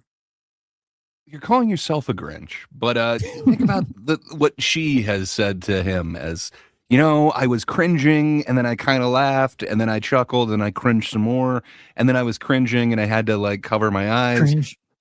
Is that how you want your comedy described? Like, to me, that would be like, and I've totally failed. If you're just like cringing the entire time that you're watching whatever I'm doing, I have failed. That is not what I'm going for. If you ask 25-year-old me that, and I'm trying to put off this, I'm an edgy guy who steps over the line, that's exactly what I want you to say.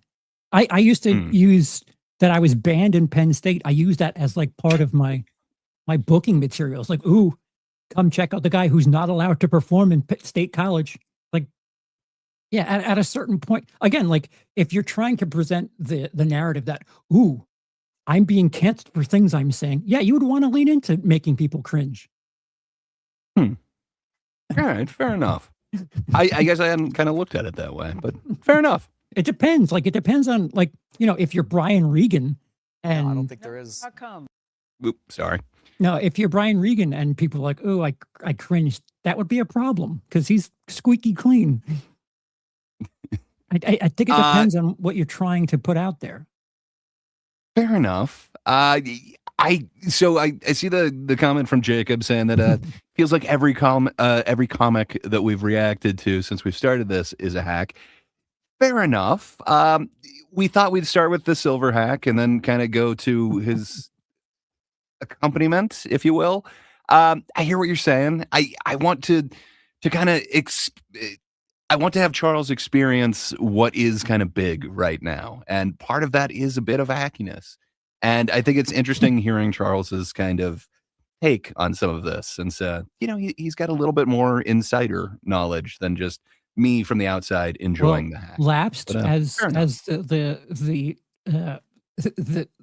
I don't know, the deciding factor here. What? How did you feel about this? Because me as the insider has a certain line of opinions. How did you feel about Matt Rife? I did not like it at all. Oh, that's weird. Like at all. Like and don't get me wrong. There's going to be time we're going to do bigger and better comedians, but that was the premise that we started, was Charles being a comedian, stopping 5 years ago and left. He left everything. Hadn't watched shit. And getting back into this and what was big right now as compared And to now what you're he watching was- shit. and now this is kind of what it is right now. So when we get to the better stuff, it will obviously, there'll be a difference of opinion. But for me, the problem for me with this is like, I feel I'm in the same boat as Charles a little bit. Not that I was a comedian, but I had stopped watching comedy for quite some time. And it feels like these internet people become comedians. That's what it feels like to me. And they might not be as funny to me as they are to, say, the internet crowd. Very good point. And I feel like whenever I was watching comedy, it was like I saw them, like had mentioned, like Premium Blend, Comic Strip Live, those type of shows where it featured acts that I might not have known who that person was because I couldn't go access a short on YouTube or this. I had to see them on Caroline's Comedy Hour. And then that got me interested in them, to where when I finally did see their special, they were polished. They weren't a year and a half in, 2 years in. They might have been 9 to 10, even 15 years in at some points. So they had their act down pat, where some of these comedians, it feels like, even if their act is slick, it doesn't feel like there's a lot of age to it. If that makes Very any good point. sense. It does. So like sometimes I feel like I'm just like, okay, yeah, I saw this guy's clips on YouTube and now he's on fucking Netflix. Like, what the fuck? Like, I didn't even think he was that funny. Yeah, Rife having 5 specials in the last 5 years is absurd. Absurd. No. That makes sense to me. Like he's big in the comedy. Like Dane Cook. Like all of a sudden, where he got like 3 specials, kind of really back to back to back. That makes sense to me. What doesn't make sense to me is giving them the starring role in a bunch of different movies, including like sci-fi ones. One of the worst movies I saw from last year stars Matt Rife as a bicyclist. I believe he's an Olympic athlete who goes to, I want to say it's Italy, to train, and then slowly his team starts getting picked off one by one, and there's aliens, but it's also during COVID, and there's like this weird disease thing. It is the worst movie I've ever seen. I can't even remember the name of it, but that makes no sense to me, trying to make him a movie star. Not like, hey, you know what? We need a comedic actor who's pretty. Let's put him in this funny thing. Instead, we need a serious sci-fi drama, erotic thriller. That's the guy. That hasn't worked yet either. Like when Dane Cook was being put into roles in the mid-2000s. Oh, come on. Employee of the Month? It was, at least a Good Luck, comedy. Chuck? Wasn't I don't Dennis know. Rodman and Dane Cook in a movie together? Yeah, Double Take. Yeah. I hate that I know that. I did not take that one in. Maybe I got to go check that one out. Isn't that where they're in the bullfighting arena and they survive the explosion with a Coke machine? Like behind it or something. There's like, I know there's a scene where Rodman's like behind a Coke machine and there's like flames and all this shit going around it's it. Before. What's the one, Mr. Brooks or something? I'm just saying, Dane was in an actually good movie with Kevin Costner. And he actually had a really good role in that too. Yeah, he was good in something that came out in 2019 too that just didn't get an audience. But what I'm referencing is, the hot, pretty comedian who's just like a big deal when Hollywood's like, oh, people will go watch this person. And they're traditionally wrong about that because you keep trying to redo the Eddie Murphy thing. And I don't know if that's something that could be replicated like that. Well, I can Sometimes you tell get- you, I can tell you that that happened to me with Superman 3. I didn't Prior? when I saw Prior, I did not. I was like, so this guy's funny. Oh wow! And then when I So finally funny, saw it, though. I was like, oh my god, this is fucking hilarious. What the Yeah. fuck was that? Huh? You know? Okay. Yeah. So like, Well, he is no I prior. kinda- I will. Well, but I'm saying I see where you're coming from with that, though. Like, because it doesn't always work. It doesn't always Hmm. translate It the doesn't. stand up to being in the movies. So like, I think that's where you find the difference between we were talking about like comedic actor to comedian. Mm-hmm. You know, there's not many. If I don't know many comedians in movies. Not saying Right. TV shows, because you know that was the big thing, 80s and 90s. Work your way up, get your specials, get your pilot. You know, That's what I loved about Carlin, because Carlin Well- was like, "I'm a comedian, and if you want to give me an acting always. gig, fine."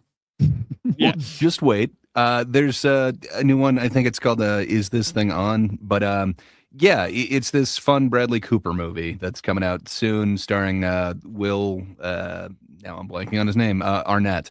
And yeah, there's a bunch of comedians. It's actually filmed at an actual New York's In the comedy Cellar. club. Yeah, it is the Cellar. But yeah, I know Jordan Jensen gets a huge featured role in there. So I'm hoping it'll work.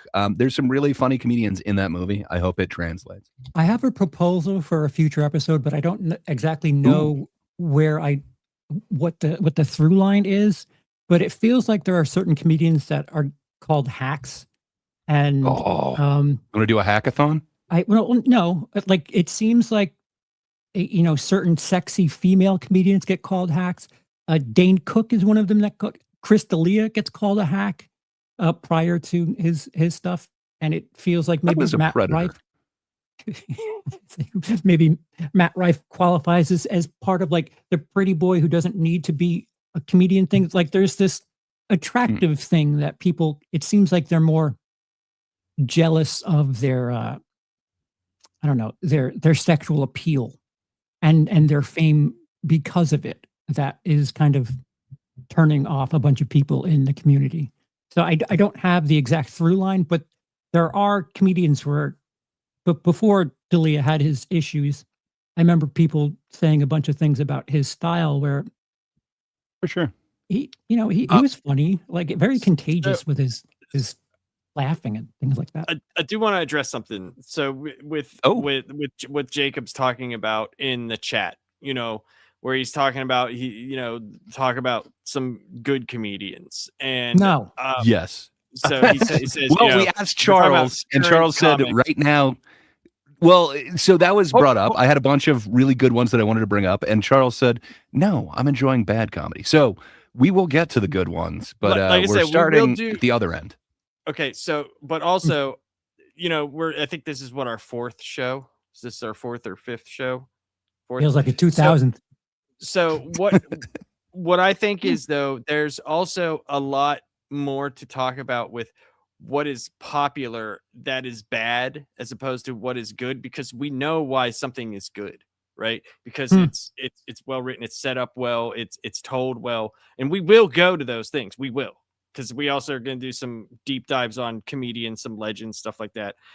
What I'm saying, But I think Jake's got a point about though. good. I think Rosebud Baker is criminally underknown. We should do some things of these people deserve more type deal, and I think she would definitely be on my list.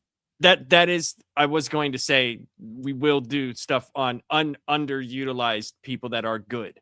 That what I was getting to is when there's something that's very popular and it's not good, there's more to talk about. And if we go to something that is underutilized and good, there would be more to talk about than what is just good. Just say we're algorithm chasing for now because we don't really have an audience yet. We're still finding our footing. So we need to draw people in with the shit, the clickbait shit. I don't know how to do the algorithm because I've been on YouTube for like 7 years, and I'm me, and yeah, I suck. So I can I'm tell you following what seems you guys do. Fair enough. Considering Sorry, we did go right ahead, Charles. Brendan Schaub, That Grinko Poppy himself. Watching that one stream has like destroyed my algorithm. So there's tons of I don't know, material in just talking about Brendan Schaub and how much he doesn't deserve things. And all you need to do is just figure out what people are angry and talking about, and that's one way to get in there. Yeah, but we will do stuff on better comedians. We will. Yeah, like and subscribe, everyone. Hey, Sparkles. Thank you for commenting on the fashion part of this. I don't want to mock their fashion choices, seeing as how I am, fashion deficient. But yeah, let's see what they have to say about here. Yeah, you are fashion forward, sir. Always on the cutting edge. That is a nice cow. You can't. I'm so there's no jealous. line to cross in comedy. It's a personalized art form, right? Like, it doesn't have to be forever. It's never going to be for everybody. You're never going to make 8 billion people laugh at the exact same thing, right? Yeah. I think as long as your intentions are clear and the context of you being a comedian at a comedy show, I don't think there is a line that you can cross. Everyone should be on the same page. We're here to laugh. It might not hit every time, but if one person laughs, technically it is funny. You did your job. I don't want to disagree with him. I endorse that mentality. Patrice makes a very similar point to that, and I completely agree. If the joke is to get a laugh, or the goal is to get a laugh from your joke, if you got one person to laugh, yeah, I see that as a win. I see that as successful. Yep. But, if there's 99 other people in the room, it might not feel like a win. Yep. The one person. I am Asian, Nuh-uh. Flap's favorite clip. and one of my relatives got me an African American doll because they didn't have an Asian doll. Oh. That's pretty funny. Ah! What'd you name her? I don't even remember. Yeah, you do. There's just 2 black women in front of you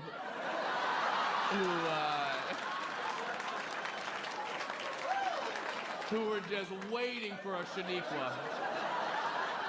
You have crossed paths and worked with some of the That- biggest comedians pause in it. the world. Yeah. Who are some? There's sir. there's a joke about a black Barbie doll in the first season of Ted, not the movie Ted, but the show. For what was it on Peacock? The He's series. Peacock. There is a very similar presentation and joke setup there with the ill-colored Barbie doll that I can't explain why I feel this way, but it feels like there's some workshopping in some 6 Degrees of Kevin Bacon way of doing something very similar but not the same. That whole setup, I can't get into what I really want to say, but it feels connected somehow is all I will say. It definitely could be. But, that's also, I wouldn't necessarily call that hack, but it seems like that's kind of where you have to go with that kind of material. It's like, oh yeah, well, what did you name it? And then if you're saying you didn't remember, it's like, you remember. Like there's only so many beats, so many different directions you can kind of go with that. It kind of makes sense to me why you would do that, but it doesn't feel original, like he is saying. Right. Like, this is just, it's so original. Nobody else could do this type of thing. Right. I never know what's going to happen. It's like, you kind of do. Just like when Charles watched it the first time, he knew where a bunch of these crowd work things were going to go. It's like, okay, well, he's saying he takes kids out to the woods camping. Clearly, we know this is going one of 2 directions. Right, And, right. hey, we're going Chris Hansen with it. You may not have the explicit punchline, but you can get in the neighborhood. Like it wasn't really that hard. Like I just, I didn't write a punchline for it, but I was like, it's going to be a pedo joke, and it was. It wasn't specifically calling him a pedo, but Chris Hansen, that's pretty close. If you know what the Chris Hansen reference is, well, it's a pedo joke. So, but it's also really weird because aren't you just opening yourself up to that? Like, who goes to a comedy show and is like, has anybody ever given a good gift? It's like, yes, I have taken multiple kids out to the woods and been with them alone for weeks. Right. It's like, why would you ever mention that at a comedy show? When would that come up? Like, I don't know. I guess it's when you're looking for who's naughty or nice. And you know, I think my joke would have been like, oh, so you're on the naughty list then.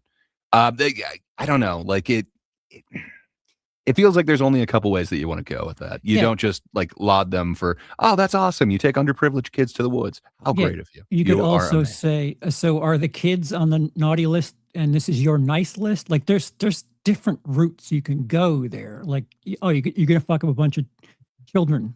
And what did they do to deserve that? Like there's so many different routes you can go on that like it doesn't have to point directly to the easiest shortcut there.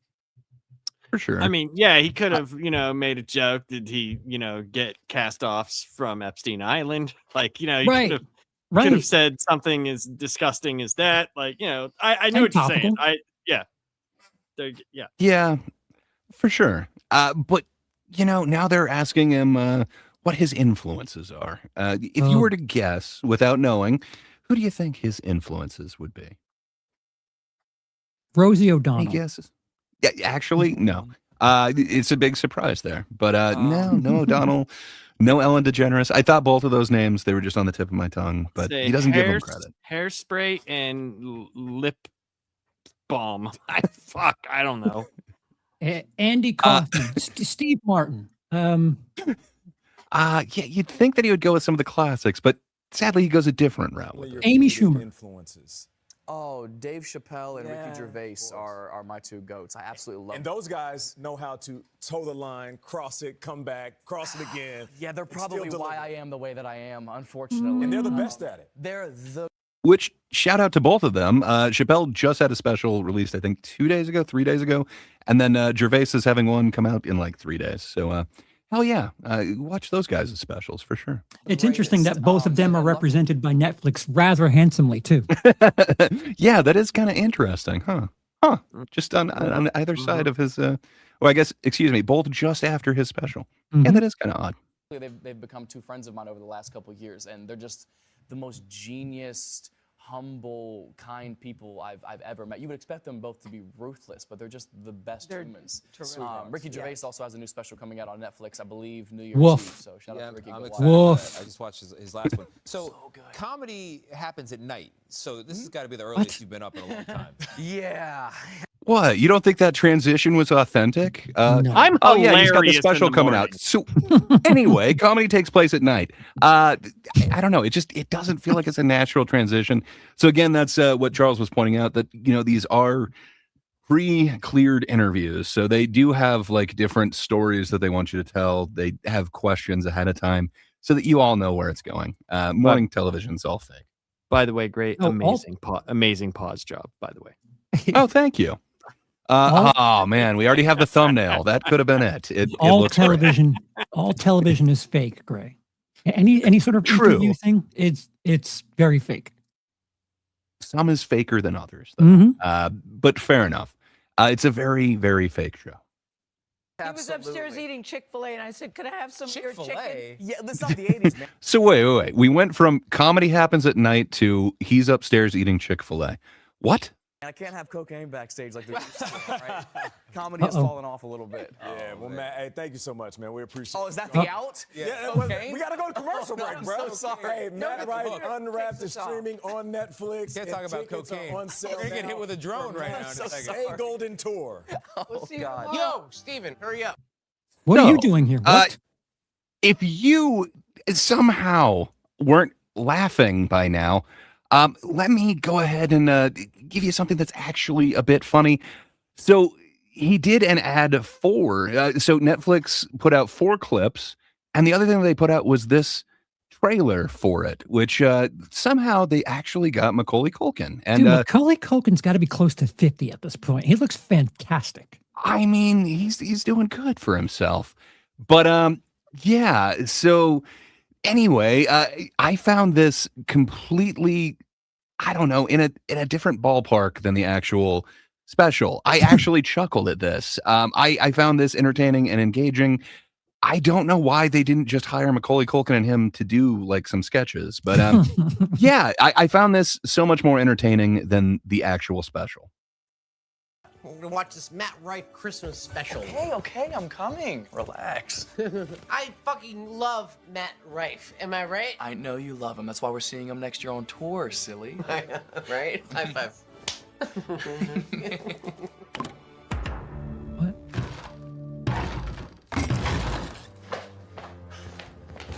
Holy shit, I broke in. Nobody move. That Charlie Sheen. What? So not only do you have Macaulay Culkin, but wow, you could guess that voice. Tiger blood. What did you do? Careful. Careful around that blood. Like a paint can on a string. Like, no. Come by 45, because I'm 45 years old. That might be accurate. What the fuck? You shot me. I'm so sorry. Before Christmas? You broke in. I thought you were home alone. Oh my God. What are you doing? Stealing money. That's what I'm doing. We have to call the police, man. Take the legs. Let's go. I'm not getting his legs, man. You killed him. Get his fucking legs. What is this? Oh, don't worry. This doesn't make you want to watch his improv crowd work Rife's special? comedy special. Am I right? Yeah. Oh, gee whiz, man. Where were we? Oh, there you go. Boop. Oh, man. Best friends forever. Best You know, friends. Netflix has that dumb money. They just throw money at shit. Hey man, they've got that Charlie Sheen and Macaulay Culkin. What the fuck is that picture, by the way? It appears to be him trying to do like a white wedding type picture. It looks like a Billy Idol knockoff thing. He's doing a thing for it, you know. Yeah, good times. I don't know if I feel this way because there's like a Netflix documentary on everything, but considering like anything that's been mentioned tonight, Chappelle, Ricky Gervais, both have specials around the same time as this guy. Charlie Sheen had a documentary that came out earlier this year. Yep. What has Macaulay Culkin got on Netflix that's coming out soon that he's there too? It just feels... Yeah, and I also get the Kiefer Sutherland Lost Boys thing. Sorry, I was looking at Stiff Kitten's comment. Yeah, I wasn't sure if it was between Billy Idol or the whole Lost Boys Sutherland thing. It does thing. look like Billy Idol in that cover for White Wedding. Kind of both, but I don't know. But you're right. I wouldn't. I wouldn't doubt that all these guys kind of have a deal with Netflix, and maybe there's a reason why they were able to get them all together. I don't know what Macaulay Culkin has going on, but man, he has been all over the internet. I think he was on Hot Ones, and I think he was on Good Mythical Morning had a thing with like whatever your last meal is, and then there is like 3 other ones where it's like, why is Macaulay Culkin out there so much right now? Is he promoting some? And I haven't seen anything that he's actually promoting. But give it time. Yeah. But you're right. It does seem awfully strange, but I don't know. What does that have to do with this special? Like, what did any of that have to do with, hey, you know what? It's a Christmas crowd work special. And what was Matt Rife in drag, or was he like, what was the hair? Why? What? I think he was just Macaulay Culkin's beta, but I don't know. I'm not sure. Was he a pretty boy? Was he a gay friend? Was he a gay boyfriend? Was he a girl? A less confident boy. It's hard to say. Just he wasn't showing off those cheekbones as he should. But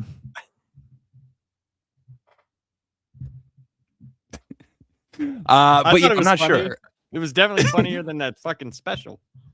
Yeah, and I didn't anticipate that the burglar would be, Charlie Sheen. I thought no tiger blood would be in this promo, but here we are. I feel shitty that I could tell like immediately.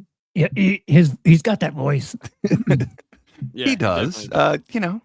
He gargled with a lot. A lot went into that voice, but crack. He banged 7 gram rocks. That's just how he rolls. So maybe I haven't convinced you that Matt Rife is funny, but say, would you watch any of his prepared comedy as opposed to just the crowd work stuff? Listen, I'm not against it. Like I think I said legitimately to you, Greg. You know, there might be stuff that you don't appreciate of mine. There could be stuff that you do. I'm not a big fan of crowd work. If he has like prepared material, I'm willing to watch it.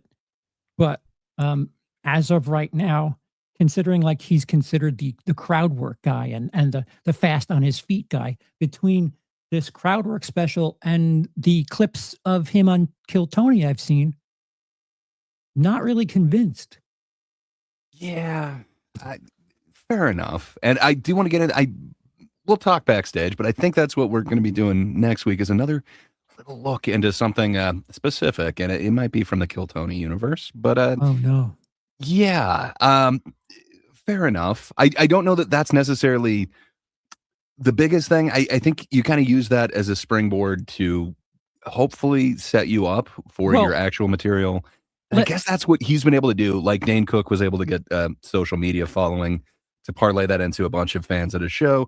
It looks like Matt Rife was able to corner that market, that kind of crowd work market, and really pack out his shows. Well, let me ask you guys. It's successful. Let me ask you guys something, because again, this could be just my absolute ignorance showing itself. But can you name me a good crowd work comedian prior to COVID? And can you give me a comedian that like worked predominantly with crowd work and did specials where they released crowd work? Or does it feel like it's more a product of the TikTok era? It is more of a product of that, but you'd have to think. So yes, and so to answer your first one, yes, Big J Okerson, he is hilarious. So not only is he like the pivotal, the key member of the Legion of Skanks, but man, that dude he has prepared material. The crowd work is so much better. I really dig what that guy is able to do. Sadly, I don't think his crowd work specials, which I believe he just released a double special this year, and I think it just got picked up by 800 Pound Gorilla. So I think that'll be coming out again in 2026 for some reason. But I love what that dude is able to do, but his live stuff is so much better than what is captured on film. For some reason, all of the kind of attempts to capture that magic that's happening in the room, they seem to lessen it a bit. There's something to actually seeing a good comedian who's can actually do crowd work live. It feels so much more magical than any special I've ever seen. And I've seen quite a few crowd work ones. If they ever do a comedy version of Almost Famous, Greg, we'll get you to write it. You are the Chuckle Bunny. Laps. Please bring me back to reality here with your opinion. I don't want to hear this fluff fest from the crowd work stuff. Yeah, no, I'm not a fan. Maybe if it's at like the end of a show, you know, and you're just riffing with the audience. No, but if you want to see, you know, like, I don't know if it's crowd work, but Bill Hicks freaking out for 56 minutes on that lady is pretty awesome. I'm unfamiliar with that. Well, what about the day that comedy died? I would say a good portion of that is crowd work, where it's Dice just fighting the audience. Yeah, but what would you say about Bill Burr's amazing like Philly rant? Yeah, the Philly set. Is that part crowd work? Because he's responding to them, he's asking them questions, and he's just mocking the shit out of them. I think he's just unloading on the city of Philadelphia. It's not so much him back and forth with a heckler. I don't know if it's crowd work so much as just roasting an entire city. Yeah, but he's definitely playing off of their oohs, ohs, their talk. Well, like it definitely it feels like there's an element of it. Yes. It definitely started from that for sure. But for sure it did. You asked for a special. That's definitely not a special. No, that is I the just most don't know special of any- all recordings. But I think if you tried to record that, there's no way that you'd get that magic that was captured in that thing. We do need to go over the Philly rant at some point, because that thing is just amazing. The only other guy I know that's like, you know, that specifically I didn't know about Big J, but this is the Carr guy, Jimmy Carr. Like, that's the only other person that I know of that specifically does those things. Because it's like I said, I've been out of the comedy sphere for so long, and when I see those clips on YouTube and stuff like that, I would always see his clips where he's, making fun of someone where in he's the fighting audience or hecklers, stuff like that. Yeah, stuff like that. So, Jimmy Carr is awesome, but he's got a bunch of preloaded responses. There's a bunch of don't get me wrong, they're great one-liners, but that's what that dude does is he writes one-liners, so he also writes one-line comebacks, and they are just amazing. I dig what that dude can do. Yeah, Doesn't appear to be what Matt Rife is trying to say that he's doing. It seems to be like this is spontaneous. Even I don't know what's going to happen. Oh yeah, he's full of shit. Are the same. Not true. He's as full of shit as he is Botox. So, I mean, like, Jesus, those are implants. That's not Botox, sir. Come on. Whatever. Is that accurate? Whatever. He has.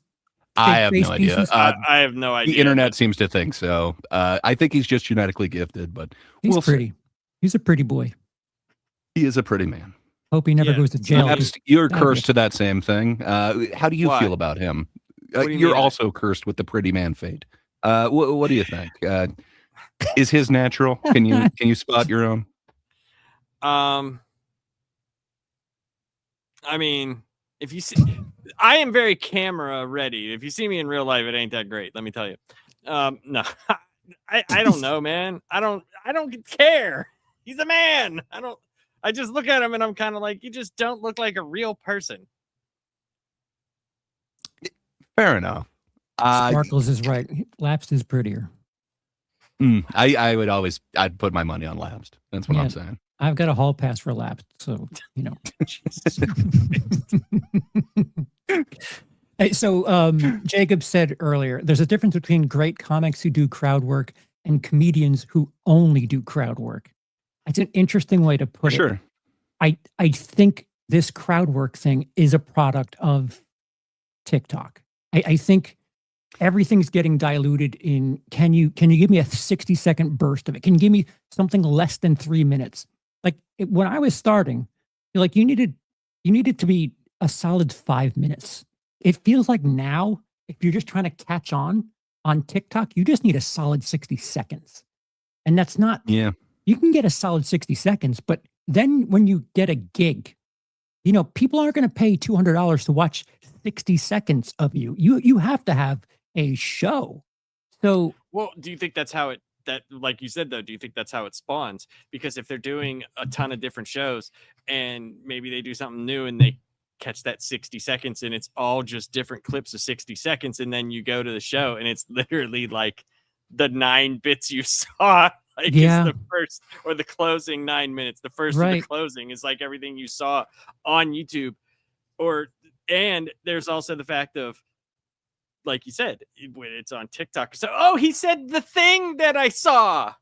Oh, yeah. That as well. You'd give it away to the crowd real quick that, it's not exactly spontaneous or off the cuff. If for sure. They're seeing the exact same bits. See, I feel like... Well, no, I'm just talking about like them getting popular to that point where they're only seeing that amount of time to where when you finally go to the show, it's like you're only seeing all of those clips that person did because that's the only stuff that worked for them. Right. I think I don't know. You would split the audience too. You'll get people that are like, hey, he's saying the thing that I know the words to. Like I keep playing it over and over again. It's that thing. But then there's the other half that is like what Gray is referencing, where people are like, oh, this isn't spontaneous. I've heard him do this already. And they're kind of like bummed out by it. Like, I wanted something brand new and fresh. And this is the thing that I clicked on from 2 days ago. Like when I reacted to, we all watched the video of the young lady who had a crash out heckle. Natalie Cuomo? Yeah. That's her same crowd work thing where she references 2 guys sitting together. Yes. And makes it like they're gay. Like she's still doing that same setup. So whatever. Was it the fake outrage? Ooh, I didn't even think about that. Ooh. Because it was pretty much the think same. so. All right. I'm not saying it is. That one seemed to be completely legit. And then the fact that she released it too, it's not like some crowd releasing it. I do believe that was authentic, but I think she thought she did a lot better than she actually did in that moment. I could see that. I guess we should have prefaced all of this by saying, if you like Matt Rife or if you liked this special, you're not wrong. You know, everything is subjective, and everybody does have their own individual taste. Jacob in the crowd was saying, like, if Kill Tony and Legion of Skanks were gone, the comedy world would be better. I would be absolutely crushed. I have gotten to know so many different comedians through their appearances on Kill Tony, and then gone on to further investigate their career, and truly enjoyed myself with a good portion of them. There's a bunch of them that I kind of despise, and this gave me my first introduction to them. But man, everything is subjective. The guys that I like are definitely not going to be the guys that you like. Nobody is correct in comedy, and that's what's so amazing about it. You just get all these different points of view, and you know, I enjoy hearing all of them. Charles, you had a question in the back. No, I am correct. In comedy, I am correct. Oh, sorry, my bad. What's up, Doc? I'm wrong. Well, I mean, it's oh, good, Charles. No, go ahead.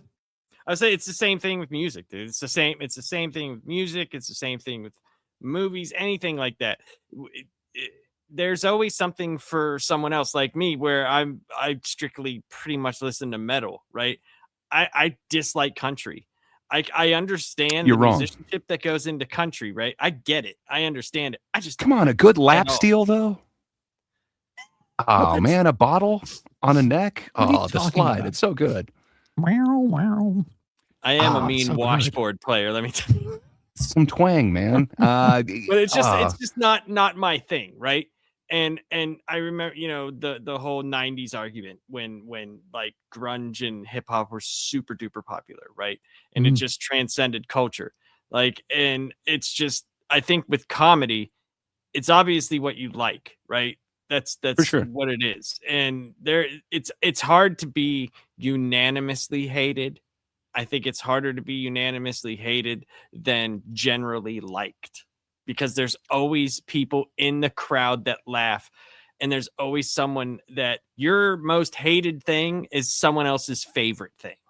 Dude, I hope there's a time where, like, I'm not around and someone's talking about what a shitty comedian I am, but they say it to Gray, because I know that this guy is like the most hardcore defender of anything stand-up. Listen, subjectively, he could be the greatest, okay? The potential is there. So wait. I was going to ask this before. I might forget. So do you think you can find 10 separate 1-minute sets of like a Kill Tony regular? Yes. I would. So that's kind of what I wanted to do with William Montgomery. I think I can make you love the Big Red Machine. You're gonna love the Memphis Strangler. All I need to do is show you the right 10 1-minute sets. But the thing is, the 1 minute, it really doesn't matter. It's kind of by the wayside. It's kind of that interview time. That's kind of the golden thing. So the problem is going to be keeping it to the bare essentials, but including the stuff that you'd need to kind of get a glimpse into the Memphis Strangler, if you will, the madman that is William Montgomery. So like their big gimmick is these people write a brand new minute every week, and like I'm here to tell you that sometimes you don't have a solid minute in just 1 week. So true. I'm curious to see, you know, if combined, do they have something resembling a decent 5? Not even a tight 10.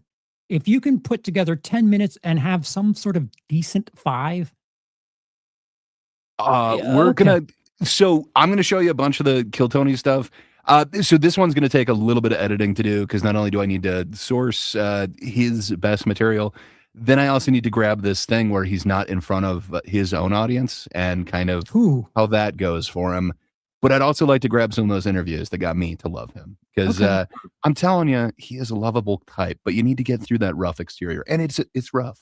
But I think I can make you love him. So it it does. Laps kind of made the joke earlier. It feels like there's some of this, I don't know, art house mentality. Like if you have to tell someone, oh, you have to watch this in the right environment, like there's some sort of, I don't know, hipster element to it, where it's like, oh, you've watched the wrong edition of it. Where no, I mean, some weeks are rougher than others for sure. I just feel like the joke should stand on its own merit, right? I agree with that. There always is. It should. There is that element to where it's a hot house and something is funny and you're in there, you know, and you're the energy together and you're laughing. There is that there, but for me, like the jokes should stand on their own. I hear what you're saying, and you're right. But if I may run some defense, there are some elements that I don't feel like you've considered here. So he is on tour. You don't want to burn your actual tour material in it. So you are writing for each week during the week. So maybe, and I get it, this isn't exactly that same show, but maybe sometime in 2026, we can all write and perform a minute or something on this. It's harder than you'd think. Oh, and I'll go up on stage. I'll do it on a stage. You can record. You could take my minute. Okay, yeah, we'll give you 2 minutes. Go up there and talk for fucking 25 minutes. It's okay, but you would have to do the material written that week for that week, and then you can't use anything that you previously used. And then you'd have to, you know, try and come with the next week for it. At the same time, you can't use any of your previous material because you're still using that on tour. And kind of once you use it, it's kind of burned. Like, it's really shitty with comedy. It's not like songs. Like, people don't want to hear you do your greatest hits. And that's I am not writing new material for this fucking show. so it was mainly at Lapsed because he is the one who said, like, that wouldn't be hard. It's like, no, it really is I didn't hard. say that wouldn't be hard. I said I could stand up there and do that. I never said it would be hard. I do public speaking all the time. And I said I'm not intimidated if it's 3,000 people or 300 people. Like, it just doesn't. I just don't. Whether I'm funny or not, like, that's entirely up to ridiculous people because I'm not. So, but I could go up there and talk or try to tell my side of a joke, and for a minute, I'm just saying, like, when we were talking about it, we were talking about whether you would be embarrassed or get nervous and all that. I just said no, that would not happen to me. That's the hardest part, is getting used to silence. If you could tell a joke where you're expecting some sort of reaction and it's just fucking crickets, however you handle that will basically tell whether or not you can do it for minutes. Because at a certain point, like, you're some sort of reward system in your body's like, I need some sort of reaction, and that will fuel my, I don't know, however the rest of this is going. I know if I'm not doing well, I start speeding up very fast, where it's like, all right, get this over. And it's like, me speeding through it doesn't make time go faster. It just makes my material go faster. Like, you just go out for 10 minutes, you realize you burned through 6 minutes. Like, shit! 2 minutes, 44 seconds. There's still 4 minutes left. Time for some crowd work. Sir, what do you do for a living? Yes, that is a naked fat this side. That is a naked fat man. That is Stavy, baby. It is Stavros Halkias. He is the most splendid of fat men, and he puts out a what would you call it? Boudoir, a suggestive calendar each year. I got it for my wife, but you know, she was like, "We will keep it in your office." So yes, Stavy. Good times, man. She does make point with Sparkles. He changes into a new person when the Batman mask comes on. Check out Batman. He's fantastic. And there is nothing, you know, he doesn't take shortcuts, the old Batman. He has the old ways. He goes hard. But yeah, so I guess summing it up, what do you think of the Unwrapped, the Christmas crowd work special from Matt Rife there, Lapsed? If you were to rate it out of 10, what do you think you'd give it? A 4. Because I still think, like, there were some things on there I was like, ha, but most of it I just didn't think was funny. I just didn't. And listen, when I say I don't think something's funny, that doesn't entail mean I can do something better than that, right? I'm just saying it just wasn't funny to me. So, you know, like, there's some guys I just don't get. Like I said about Robin Williams, like, his stand-up comedy, I just don't get it. Like, I don't know why it's funny to people. You know, like the first time I saw Bill Hicks, I thought it was the greatest thing I had ever heard. I just got it. You know, this for me, I just didn't.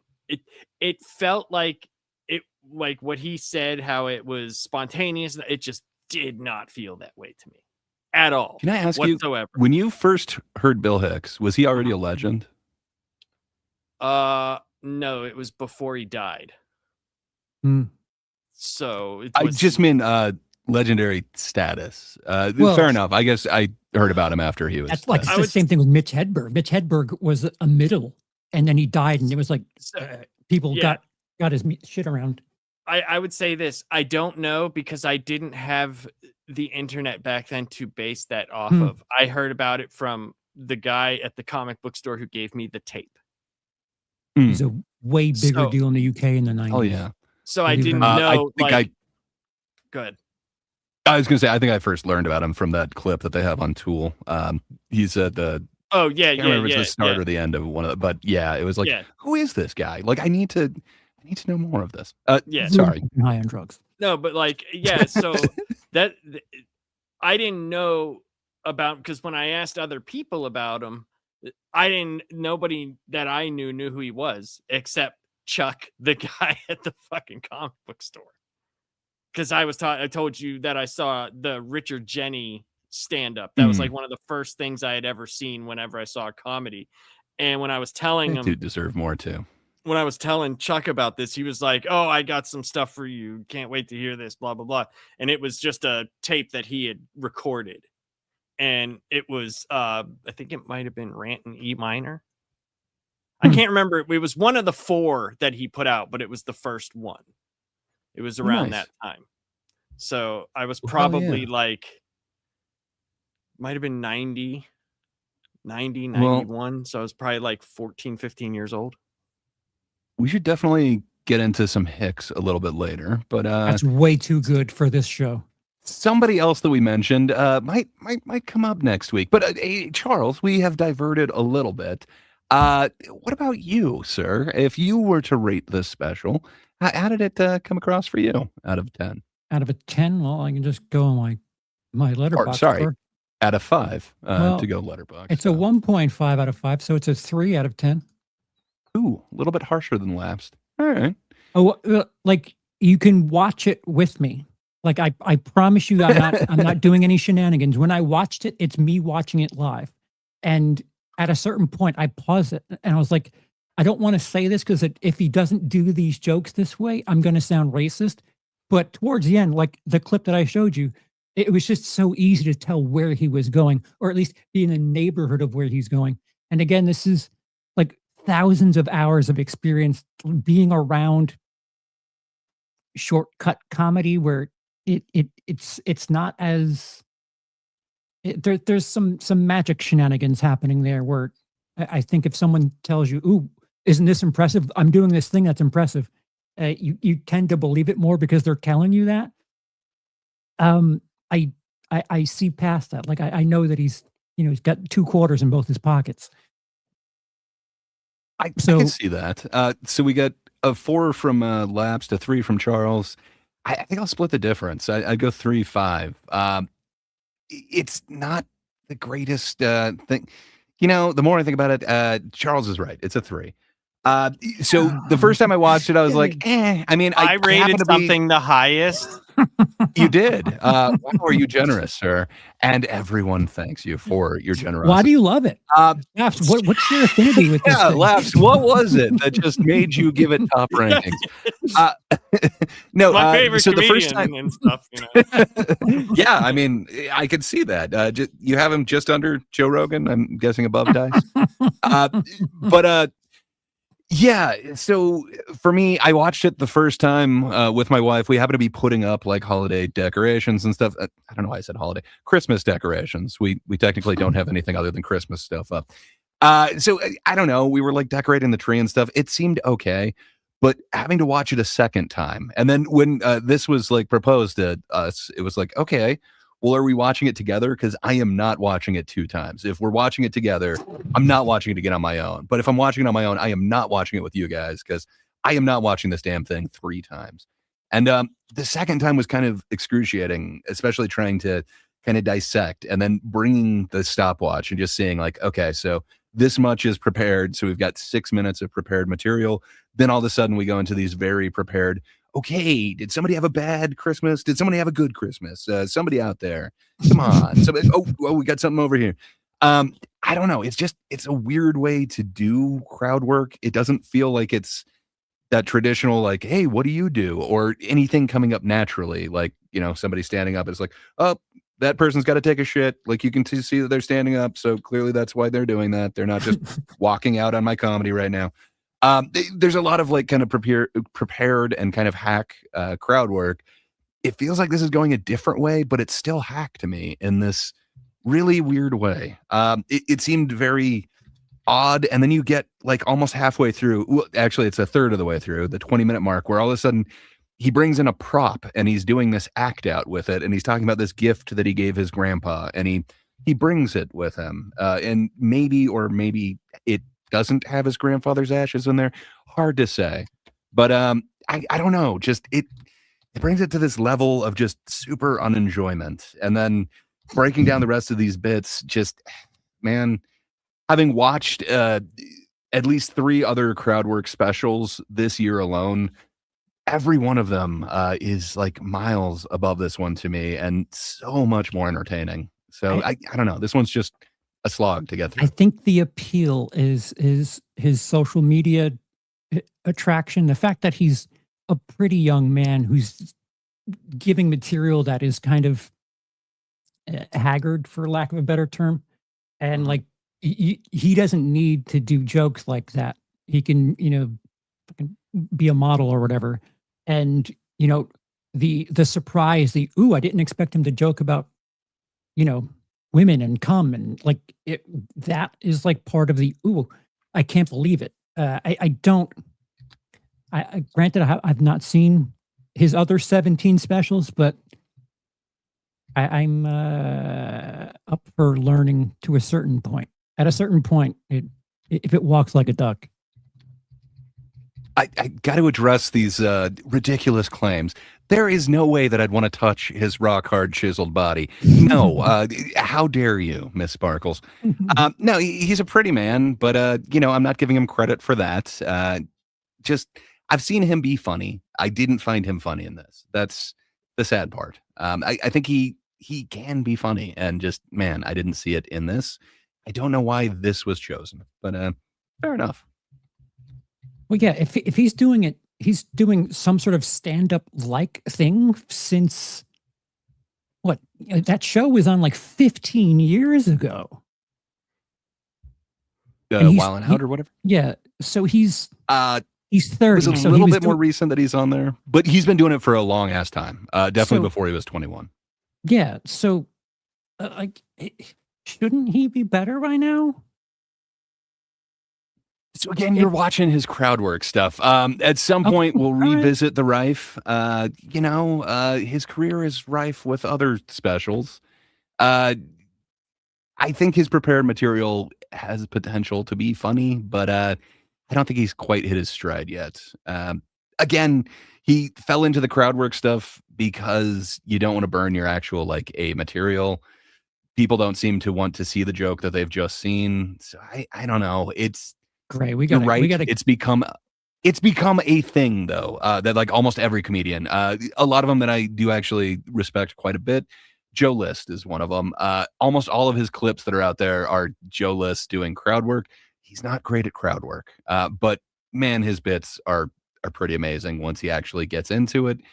I think just, you don't want to burn your actual material for a special. See, if you release it on your socials before you actually release it in the special, people seem to, look down on that somehow. This isn't new material. I might be retired for good because I'm not doing stand up to be a social media star. The more and more I hear about what it takes to be a current day comedian, the less enthusiastic I am about any of this shit.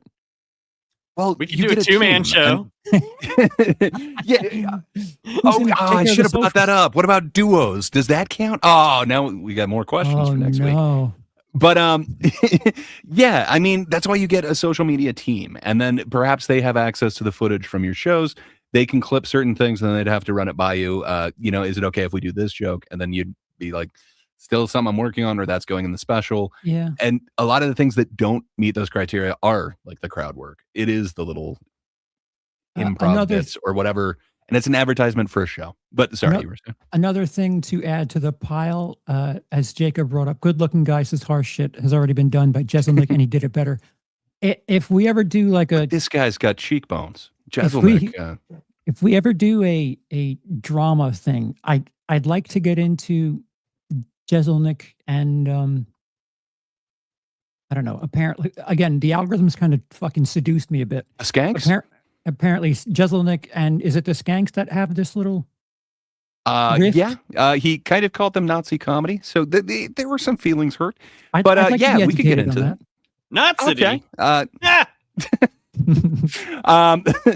But yeah, it was brought up before that somebody was wondering if Stavi really is funny. I believe that was Jacob. Yeah, Stavi's naturally funny, but does he have any actual bits? Anytime I see clips of him as crowd work, again, it's that kind of standard in comedy right now where you don't want to kind of burn your material, where if you're doing kind of crowd work, you can use that as promotion for other shows. Like, hey, if you show up, this might happen at this future show. And then you've still got that material that you can still work together to make your next special. Yeah, I don't know. Oh, okay. I'm in the closet. Nice. It is comfortable in here. What can I say? Gray is reacting to Miss Sparkle saying Gray is so far in the closet he's finding Christmas presents. Oh, fair enough. Yeah, if people didn't see that comment, they would just see me saying I'm in the closet.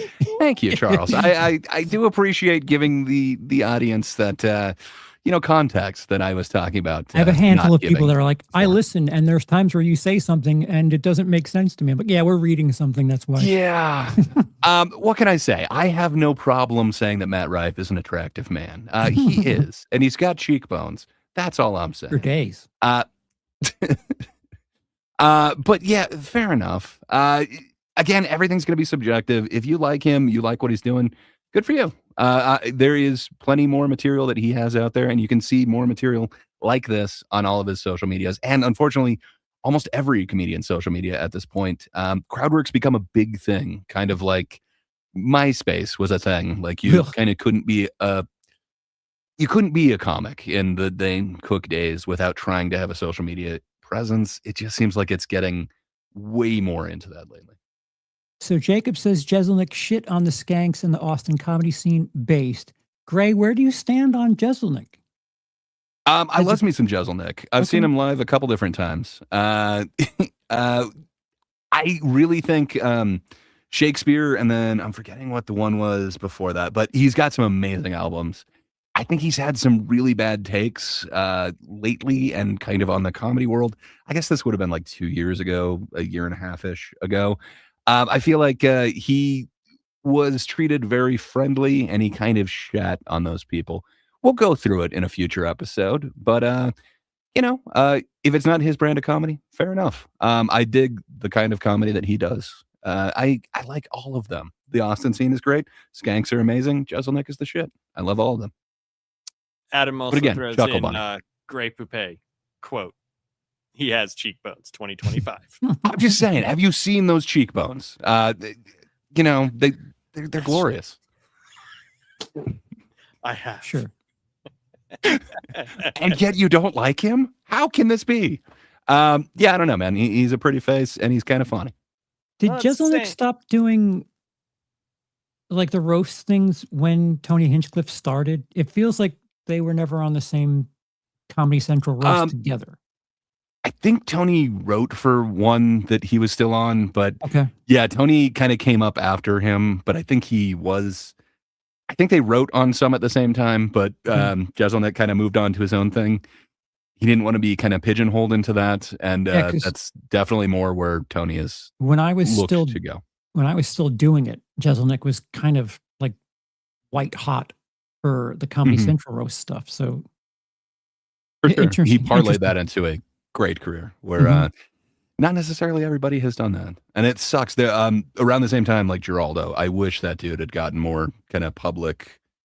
He just died. Like He was on his way up. He did, but he was on like 5 or 6 roasts, man. He should have gotten way more of a pop. Just that dude was relentless, ruthless, and just amazing. It's kind of like the same thing with Patrice. Patrice was getting like really big, but he just died. Elephant in the Room would have been huge, man. It sucks. I wish he had again parlayed that a little bit. He would have been just a beast in podcasting. Well, there's a clip that I still walk where he breaks down why Radiohead's Creep means so much to white people, and my God, that clip is just so amazing. I could just imagine what he could do. If it makes you feel any better, there are at least 6 specials by Matt Rife. So, comedy evens things out here. So do guns. Yeah, they do. Well, I think that pretty much wraps up, the Matt Rife Christmas Unwrapped crowd work comedy special. Woo. I'm sure all those words were involved, but probably a different order. But yeah, cool. So next week, do we have plans, or are you guys cool with letting me kind of steer this ship for the next time? Depends. Okay. So we might be going back to Austin. First of all, the chat can't decide anymore. I've decided that the chat can't decide anymore. But Cody had a big push towards it. He was did. saying you got to check out Matt Rife, man. And so knowing that Cody, because the one that I am familiar with that Cody suggested, I did enjoy that. So I don't know if Cody likes edgy humor.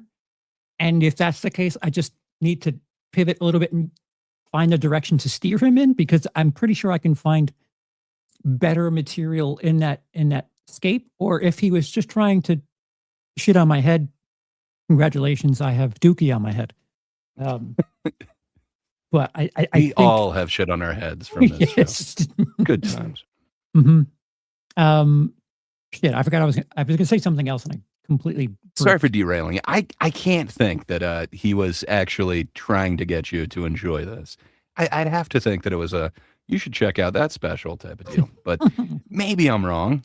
Maybe I can't see anyone really loving this so much that they would be like, you know what, you got to watch his Christmas crowd work special. This time it's unwrapped. I don't know. He's a big, he's a big social media guy. So maybe like, I don't know if Matt Rife is like a big deal on TikTok. Like, I don't know, like if your idea of stand up on TikTok is like little Matt Rife clips, that. I mean, the economics of babysitting money haven't been as big as they were in the 80s, so I don't know what to compare him to. So. And yeah, Jacob's in the chat is saying Elephant is the top 10 special. Yeah, Elephant in the Room is just an amazing special.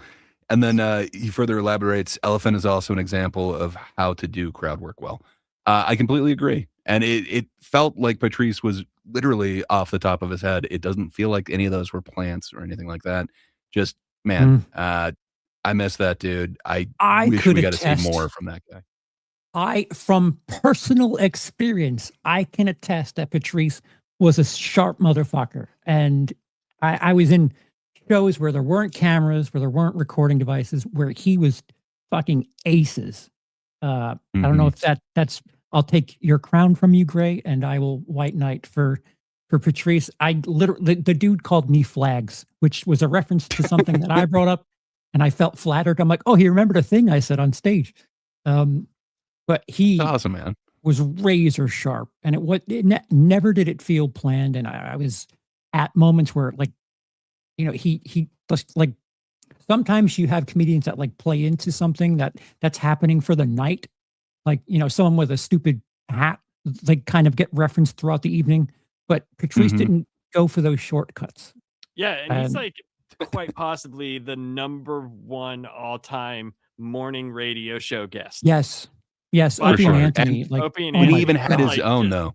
The Black Phillip show though, like, he was also a great host, man. Yes, fantastic. I love Mason Patrice, man.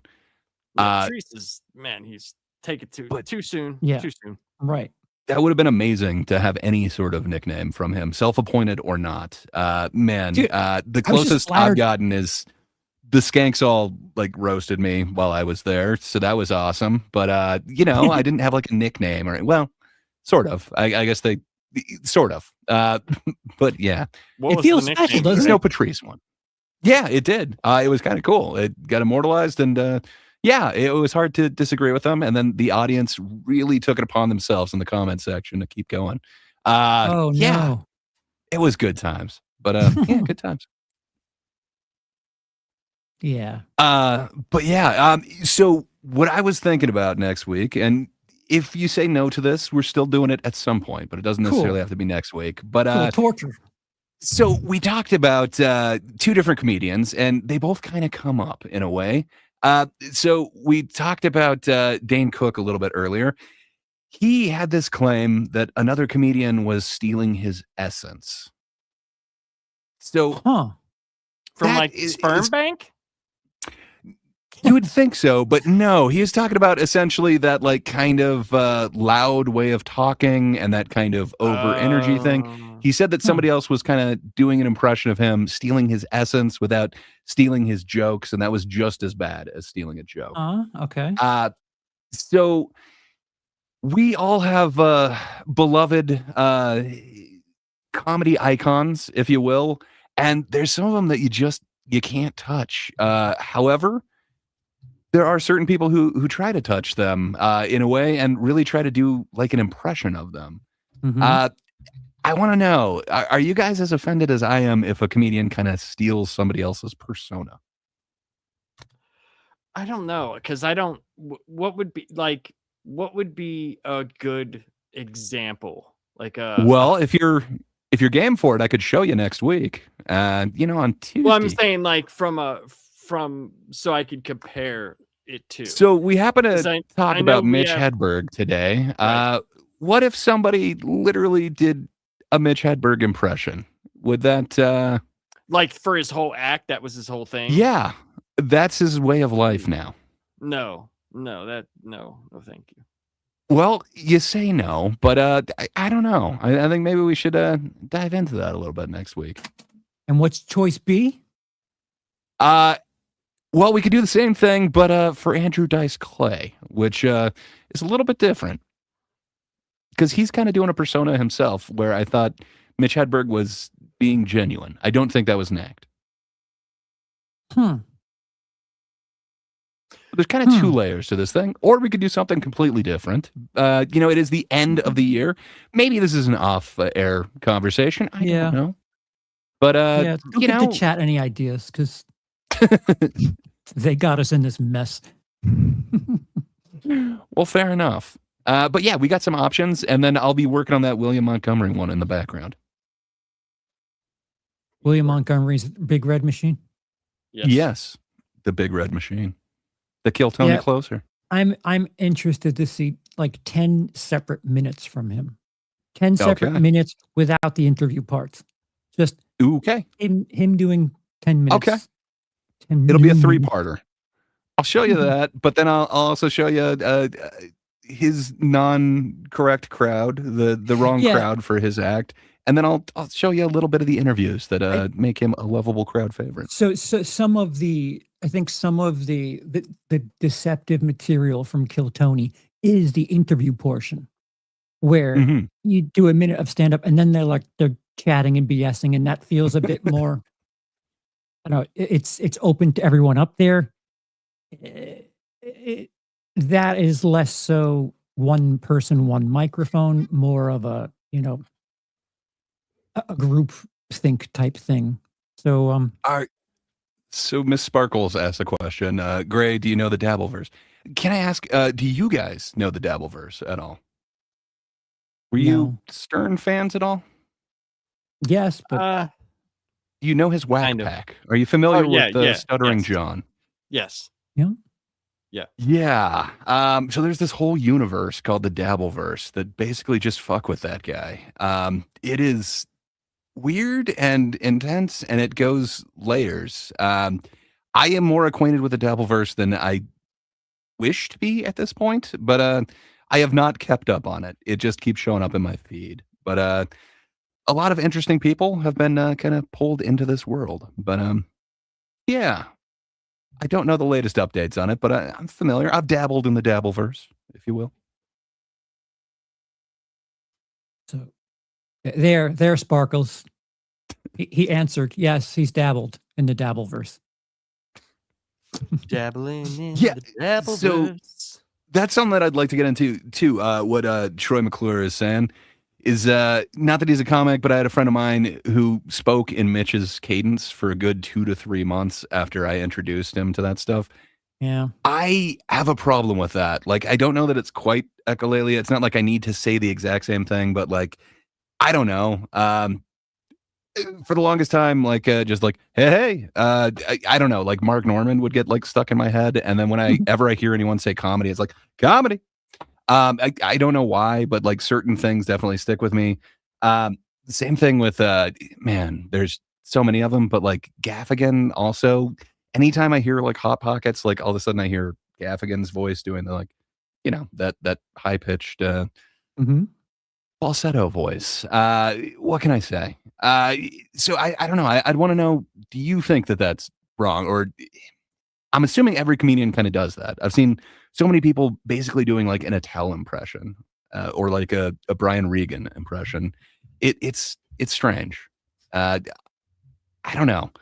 Charles, as one who actually did comedy, do you look down on people if they're trying to find their voice, but maybe they're adopting somebody else's?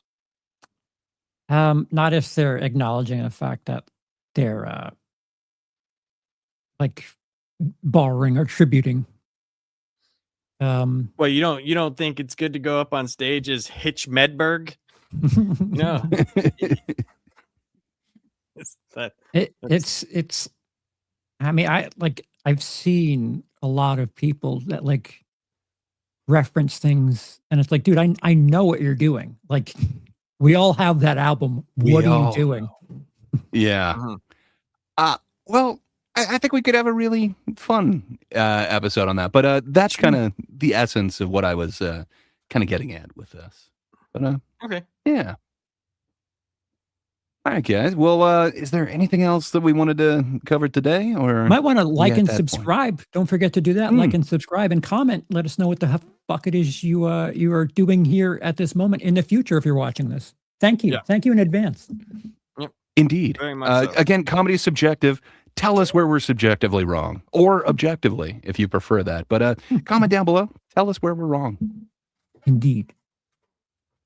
Well, we all know where that's gonna go. Last, why do you like shitty comedians? Last, why can't you get a good list?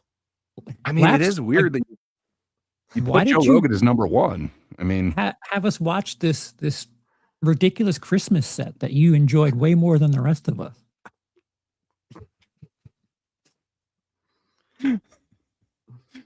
All right, Lapsed. So you have nothing to say. So that...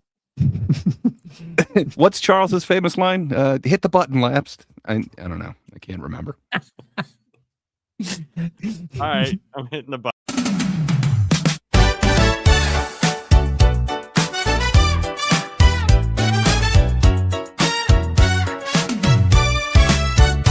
It's the night of the nights, a time for laughter. We have the guys to fill a buster, even though one of them is a jar of mustard. Thank God it's Tuesday.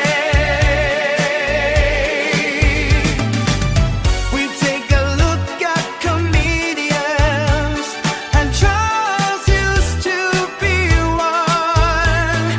We have a lot to say about comedy. Can you believe gray is a jar of mustard? And then there's Lapsed. What does he do? And why is here? Thank God it's Tuesday.